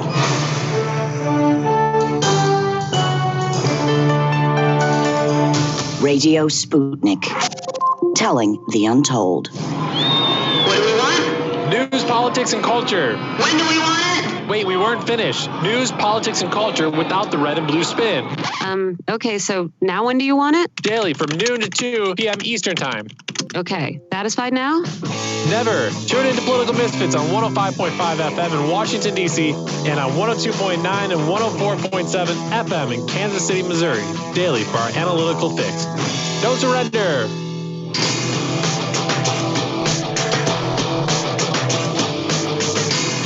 Fault Lines. Welcome back to Fault Lines. Back. You're listening to Fault Lines with Jamarl Thomas and Shane Stranahan. And we're taking calls. We're still joined by our guest, Bob Wenzel, but our phone lines are open if you want to call in. The number is 202-521-1320. And again, we're joined by Robert Wenzel, economist, editor, and publisher of TargetLiberty.com and a writer at EconomicPolicyJournal.com. By the way, you can follow Robert on Twitter at Wenzel Economics. Just go over to WENZEL Economics. That'll take you straight to his page there. Robert, thank you again for being with us. I wanted to pivot slightly here. Can you please tell us a little bit about Peter Schiff and what's going on with him? Who is he? Who is Peter Schiff? And what's been happening? Robert. Yeah, Peter's an interesting guy. He's been a long-time hard money, sound money advocate, and became very well known when he warned about the real estate collapse before the collapse that occurred in 2008. He was on a series of videos warning about it, and then once the housing crisis hit, those were played over and over. So it became quite well known because of that. And he has built up quite a business, a stock brokerage business, a gold coin business, and also a bank, which is getting him in a little bit of trouble, apparently. It's a very, very small bank. It's a $180 million bank based out of Puerto Rico. And he went on an Australian 60 Minutes interview where he walked out on the interview because they started questioning him about money laundering and all that kind of stuff. And I put up a comment at economicpolicyjournal.com. I mean, Peter's bank has 180 million in assets. There's probably by accident that much money laundering going on a daily basis at Chase Manhattan Bank. So, I mean, there's somebody out to get Peter. Part of it is that, his father, Erwin Schiff, was a famous tax resistor that actually died in prison because he was in prison for evading taxes. It's a long technical story. Erwin Schiff had a very technical perspective on why income taxes were not constitutional, and it ended him in the with the serious jail sentence. And at the end of his life, he was extremely ill, but they still kept him in prison. And Peter talked about visiting his father in the prison hospital, and he's handcuffed to the bed and all kinds of nonsense like that. So there's a history of tax evasion in Peter's family, and who knows what this is about, why they're sort of going after him, what kind of people he was funding. I would imagine it's probably a case where, it's a small bank, so they did a minor due diligence, and some tax evaders became aware of that and used the account. But it doesn't seem like there's a lot of money there, and it seems like maybe Peter's history is the reason they're focusing on him. I don't know, but and then of course from a libertarian perspective, they called it tax evasion money laundering. Money laundering is something that libertarians, and Peter's a libertarian, would consider a non-crime. And basically what's happening is because libertarians would be in favor of legalizing drugs, there would be no reason to follow and track money being spent on drugs. So that's one thing. And then of course Peter's father's position on taxes. So it looks. I mean, I have no idea where it stands, whether there's a further investigation or whatnot. But 60 Minutes on Australia, it's sort of it looks like they set him up. And has Peter given any comments on this, by the way? I believe he tweeted that he issued a statement to MarketWatch.com that he was going to put out a YouTube on it. And he may or may not. I have not seen any YouTube that he's put out on it. But, I mean, he's a small guy. I mean, Chase, you see these guys all the time getting tagged for money laundering, and they pay fines and all that kind of stuff. So, who knows what the deal is with Peter, whether it's something that can be resolved by a fine or something else going on. I don't know. Bob, let me ask you something about this. But if the job numbers themselves, the ones that came out with the people who are unemployed, if you had the opportunity to whisper to Trump to basically say, look, this is what needs to be done to get this economy back up and running, or back on, let's say, back on the skis, what would you tell him? I mean, right now, I guess the election's in 2 weeks or so. There's nothing that can be done in the short term to do anything within those 2 weeks. What would you have told him in the beginning of all this, if this was back in February? Yeah, well, I was an early critic of the lockdowns and also the panic over COVID-19. I talked about a scientist out of Germany, a guy by the name of Geigenzer, who was head of the Gerd Geigenzer, who was head of the Max Planck Institute. And he wrote a book, this was several years ago before COVID-19, where he talked about a concept called dread risk fear. And what happens with dread risk fear is that if something is sort of put in front of your face all the time, he likened it to one of the other flu epidemics, which there wasn't the panic you had with this. And he said that people are fearing this flu more than auto crashes. They're not afraid to go into cars, but the numbers on auto crashes were very similar to that specific flu, the deaths from both. And he said if you sort of get pounded with it all the time, that vision of a particular type of death or accident, whatever it might be, that's what you fear. And what happened with COVID-19 is we got those pictures out of China where people were being dragged out of their homes, and yelling and screaming and kicking, and then you had the death reports out of Italy, and so it really triggered dread risk fear in a lot of Americans, and that kind of fear is very, very difficult to turn around. As a matter of fact, Geigenzer says the only way you can get people to quit focusing on that kind of fear is by showing them some other fear that is greater, or some other danger that's greater if they keep it on, and it's very, very, very difficult to do. Well, anyways, Trump fell into the trap, in my view, of the dread risk fear in sort of fueling that early on. If he didn't do that, if he would have just played it sort of, okay, we got this, we have to be careful, that's it, that would have been the beginning and end of it. I mean, the numbers just show you the deaths for people under 65. They're just not there. It's very, very flu-like, and the people that are seriously ill and some die are the very, very elderly, especially in nursing homes.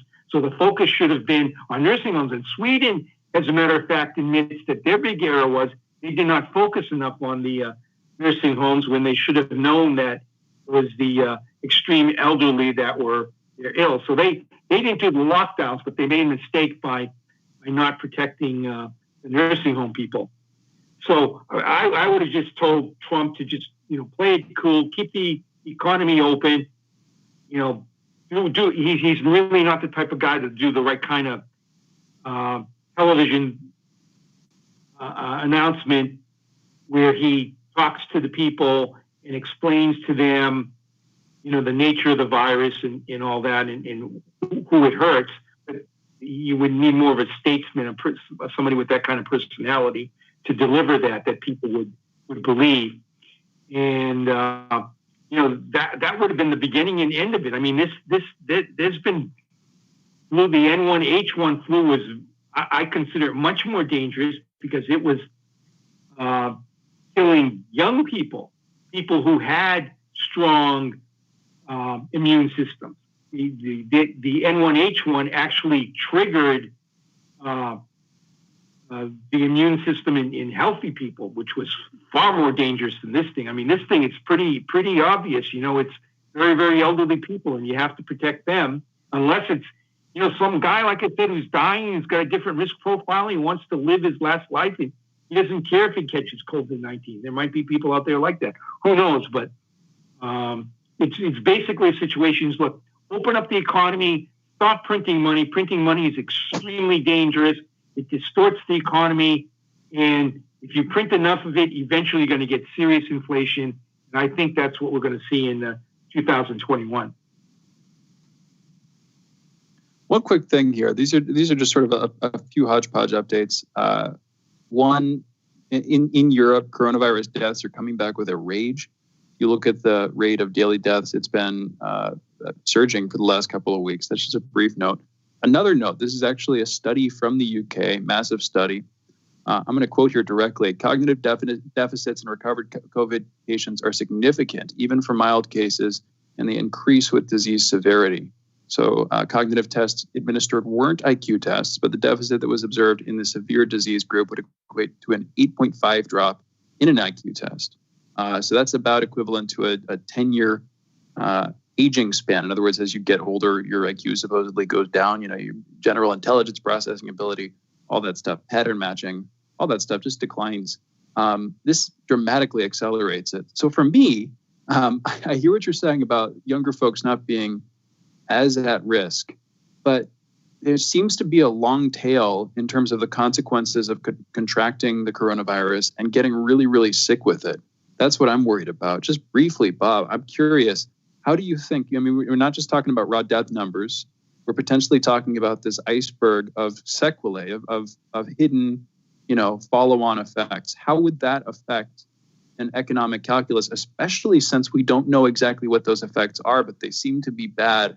And what's your take, Bob, about our last minute? Well, there's two things. First of all, the virus has become extremely politicized, so it's very, very dangerous to, if you look into some of the headlines on COVID stories, and then you dig deeper in, there's a lot more to the story. So it's very, very dangerous to sort of jump and act unless you're really digging into the data and the numbers to really know what the real story is on any specific thing with regard to this cognitive stuff. But, if there's something, a natural occurrence, if a meteor hits New York City and sort of wipes out 80% of the city, economics doesn't have an answer for putting those buildings back up. So if there's a virus out there that causes serious problems, then people are just going to have to protect themselves, and the economy will have to adjust to the way people protect themselves.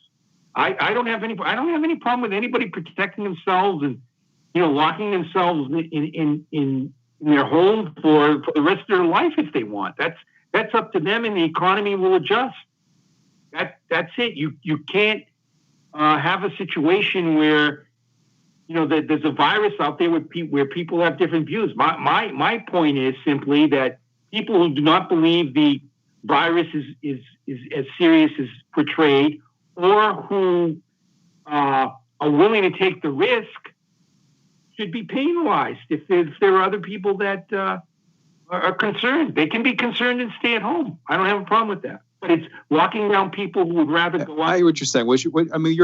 You're opposed to the government introducing these sort of distortionary measures from an economic perspective, doing things that are going to be counterproductive potentially. And that's a conversation we can absolutely have. And I'm grateful for you for joining us to have that conversation. Bob, we've got to go up, but thank you for being with us. Sure. Take care. Bye. Absolutely. You too. For those listening, that was Robert Wenzel. He's an economist, editor, and publisher of TargetLiberty.com and a writer at EconomicPolicyJournal.com.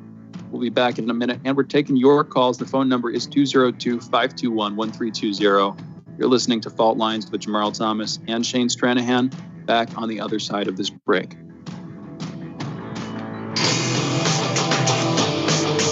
Fault Lines. Stuck in traffic? No problem. Stay informed. Stay tuned to Radio Sputnik on 105.5 FM or 1390 AM in the Washington, D.C. area. Need more? Follow us on Facebook or check us out on SputnikNews.com. Radio Sputnik. We speak your language. Find us at SputnikNews.com.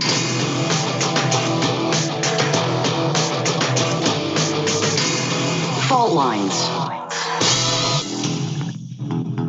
And we're back. You're listening to Fault Lines with Jamarl Thomas and Shane Stranahan. And we are taking your calls. The phone number is 202-521-1320. Again, that's 202-521-1320. Taking your calls on the debate tonight, on COVID, on pretty much whatever you want to talk about. We were talking about unconditional basic income earlier, the potentially inevitable decline of American democracy. We're talking about that with Karen Kwiatkowski earlier. Interesting conversations this morning, Jamarl.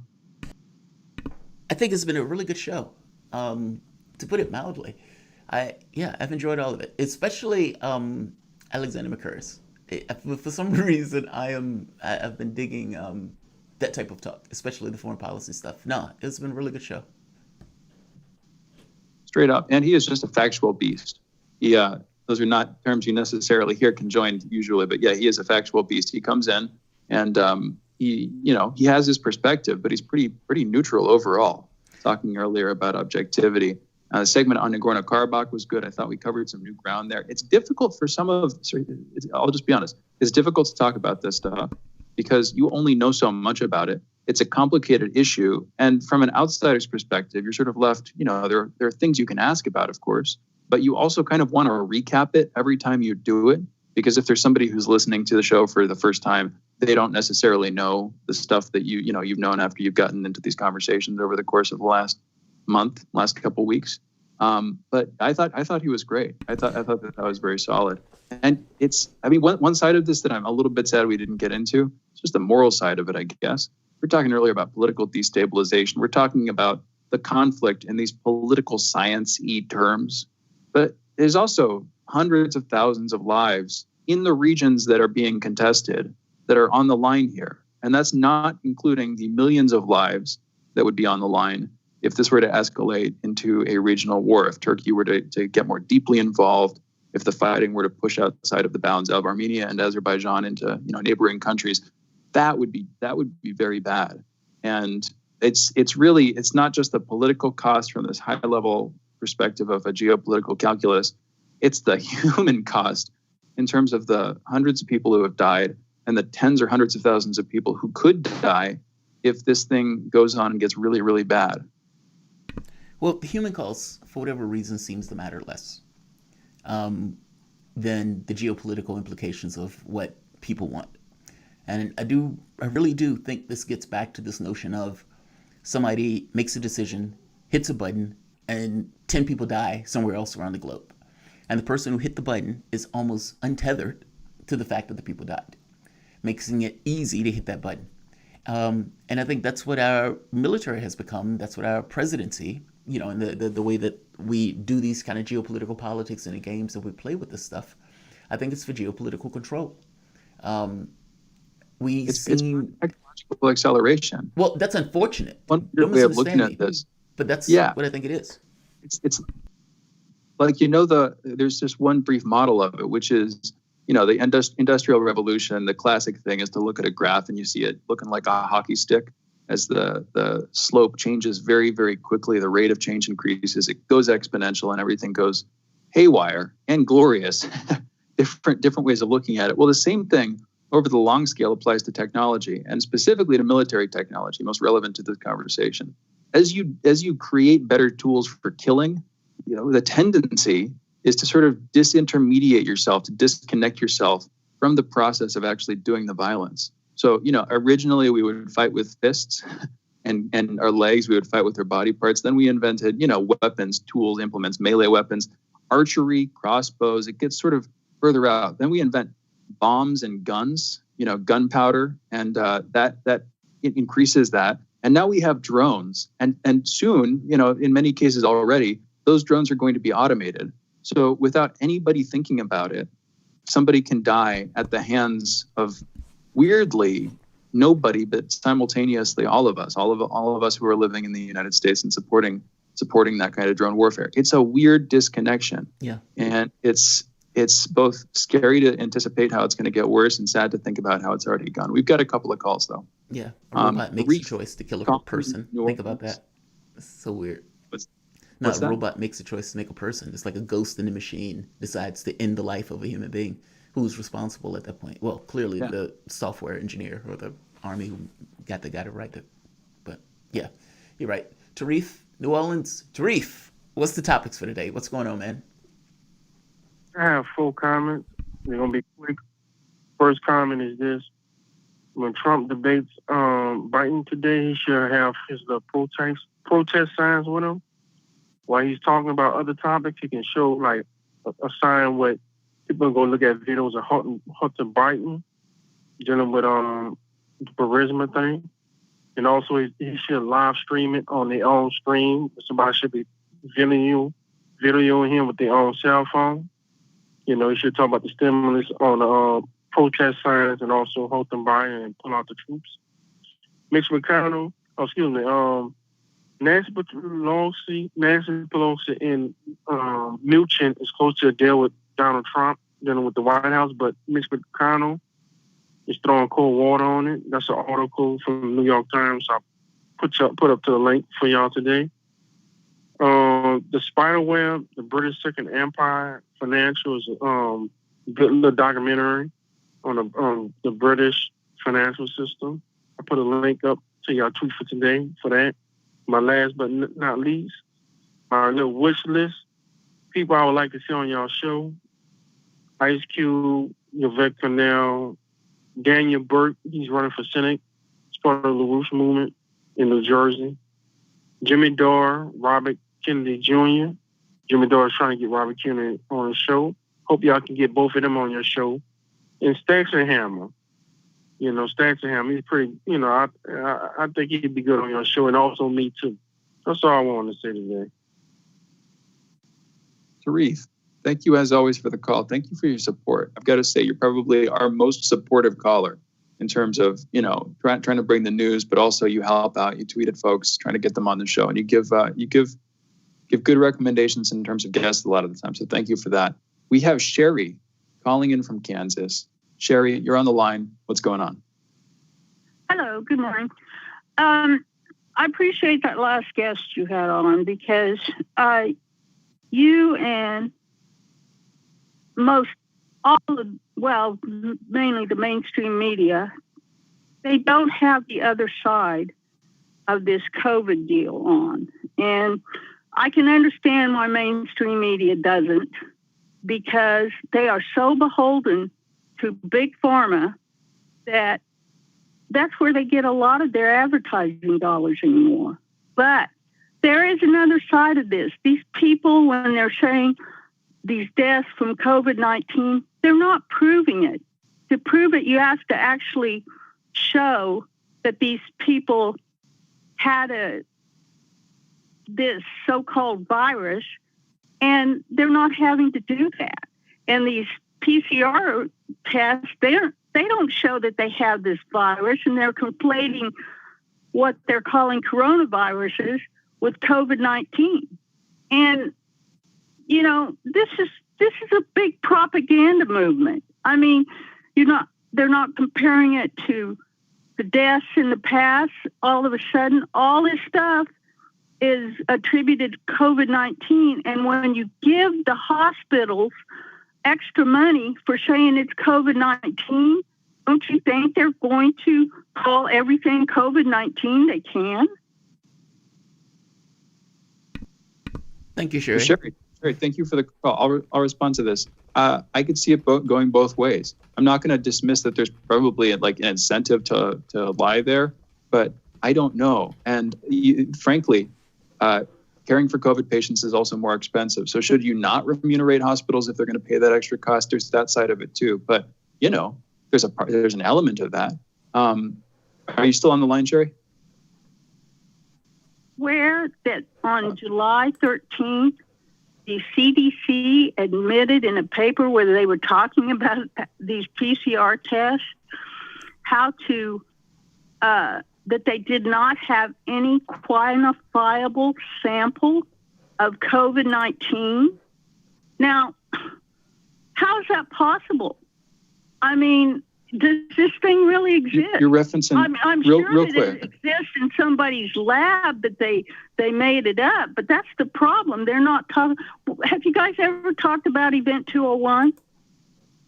Yeah, we have. Event 201, yeah, for those who don't know, Event 201 was a sort of planned event to deal with a potential pandemic, looking specifically at another coronavirus, not necessarily this one, but at another coronavirus like SARS in the same family, coming out of China, put on by the Bill Gates Foundation, among others. And yeah, a lot of people got worried about that stuff, but it's also, you can go and watch it for yourself. It's transparent. It's available freely online. Sherry, we only have a minute or two left here. I just want to ask you, who would you recommend that we bring on in terms of guests, in terms of people, you know, you read, you listen to? Who would you recommend that we bring on the show? Well, I'll tell you, somebody who's done a lot of work on this is John Rappaport. You could get him on, but you have to give him a chance to talk because, you know, a 15-minute segment is not going to do it. But, you know. Yeah, we usually do 30. We would probably do 30 for that kind of thing. Producers, I'm assuming you're listening. Let's try to get John Rappaport on the show. I'm down for that conversation. Sherry, thank you for the call. And we've got to close it out. We've got about a minute left here. Interesting show, you know. I'm down to have those conversations, Jamarl. I want to get into it. It's an opportunity to get into the truth there. And there always is another side of this stuff. It's just, you know, what are the facts? What's the truth? What's the actual situation there? It wouldn't surprise me that some of the numbers are getting inflated, but simultaneously, I've heard people talk about how the numbers are actually lower than we think. If you look at excess death rates, not all of them are going to be things resulting from hospitals being shut down. There are some weird deaths that aren't getting counted. In fact, during the peak of it in Italy, they had to revise numbers upward later simply because they didn't have the capacity to count the bodies. There were too many people dying. There were too many people sick. Government was shut down. And so there are factors working in the other direction. But I think we should have those kinds of conversations. I suspect it's higher. In any event. I strongly suspect it's a higher number. I mean, 300,000 more deaths than expected in a typical year. I don't buy this stuff that the virus is not real. I don't buy that at all. I just find that to be a conspiracy theory. Also, not everything has a second side of it. I mean, just by definition, some things aren't. But I'm more than open to have those conversations. So, yeah, producers, ears up. Absolutely. All right, we've got to close it out here. We will be back tomorrow, our last show of this week. We've listened to another interesting, hopefully revelatory, in my opinion, great episode of Fault Lines. Thank you to everybody who's been listening. Thank you to Engineer Andre and our producers. And thank you, Jamarl Thomas, my co-host. We'll be back tomorrow. Have a great day, folks. Signing off, Fault Lines.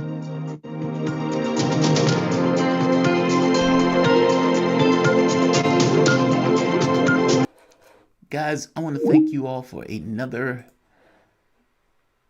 revelatory, to take Shane's term for it, show of Fault Lines with Thomas and Stranahan. Let's see. You guys are going to be seeing me a little bit later today, so I'm not going to keep this one all that long. But I want to thank all of you for joining us. I'm going to say like, I'm going to say share, and I am going to say subscribe. Thanks, everyone. I'll see you in a few.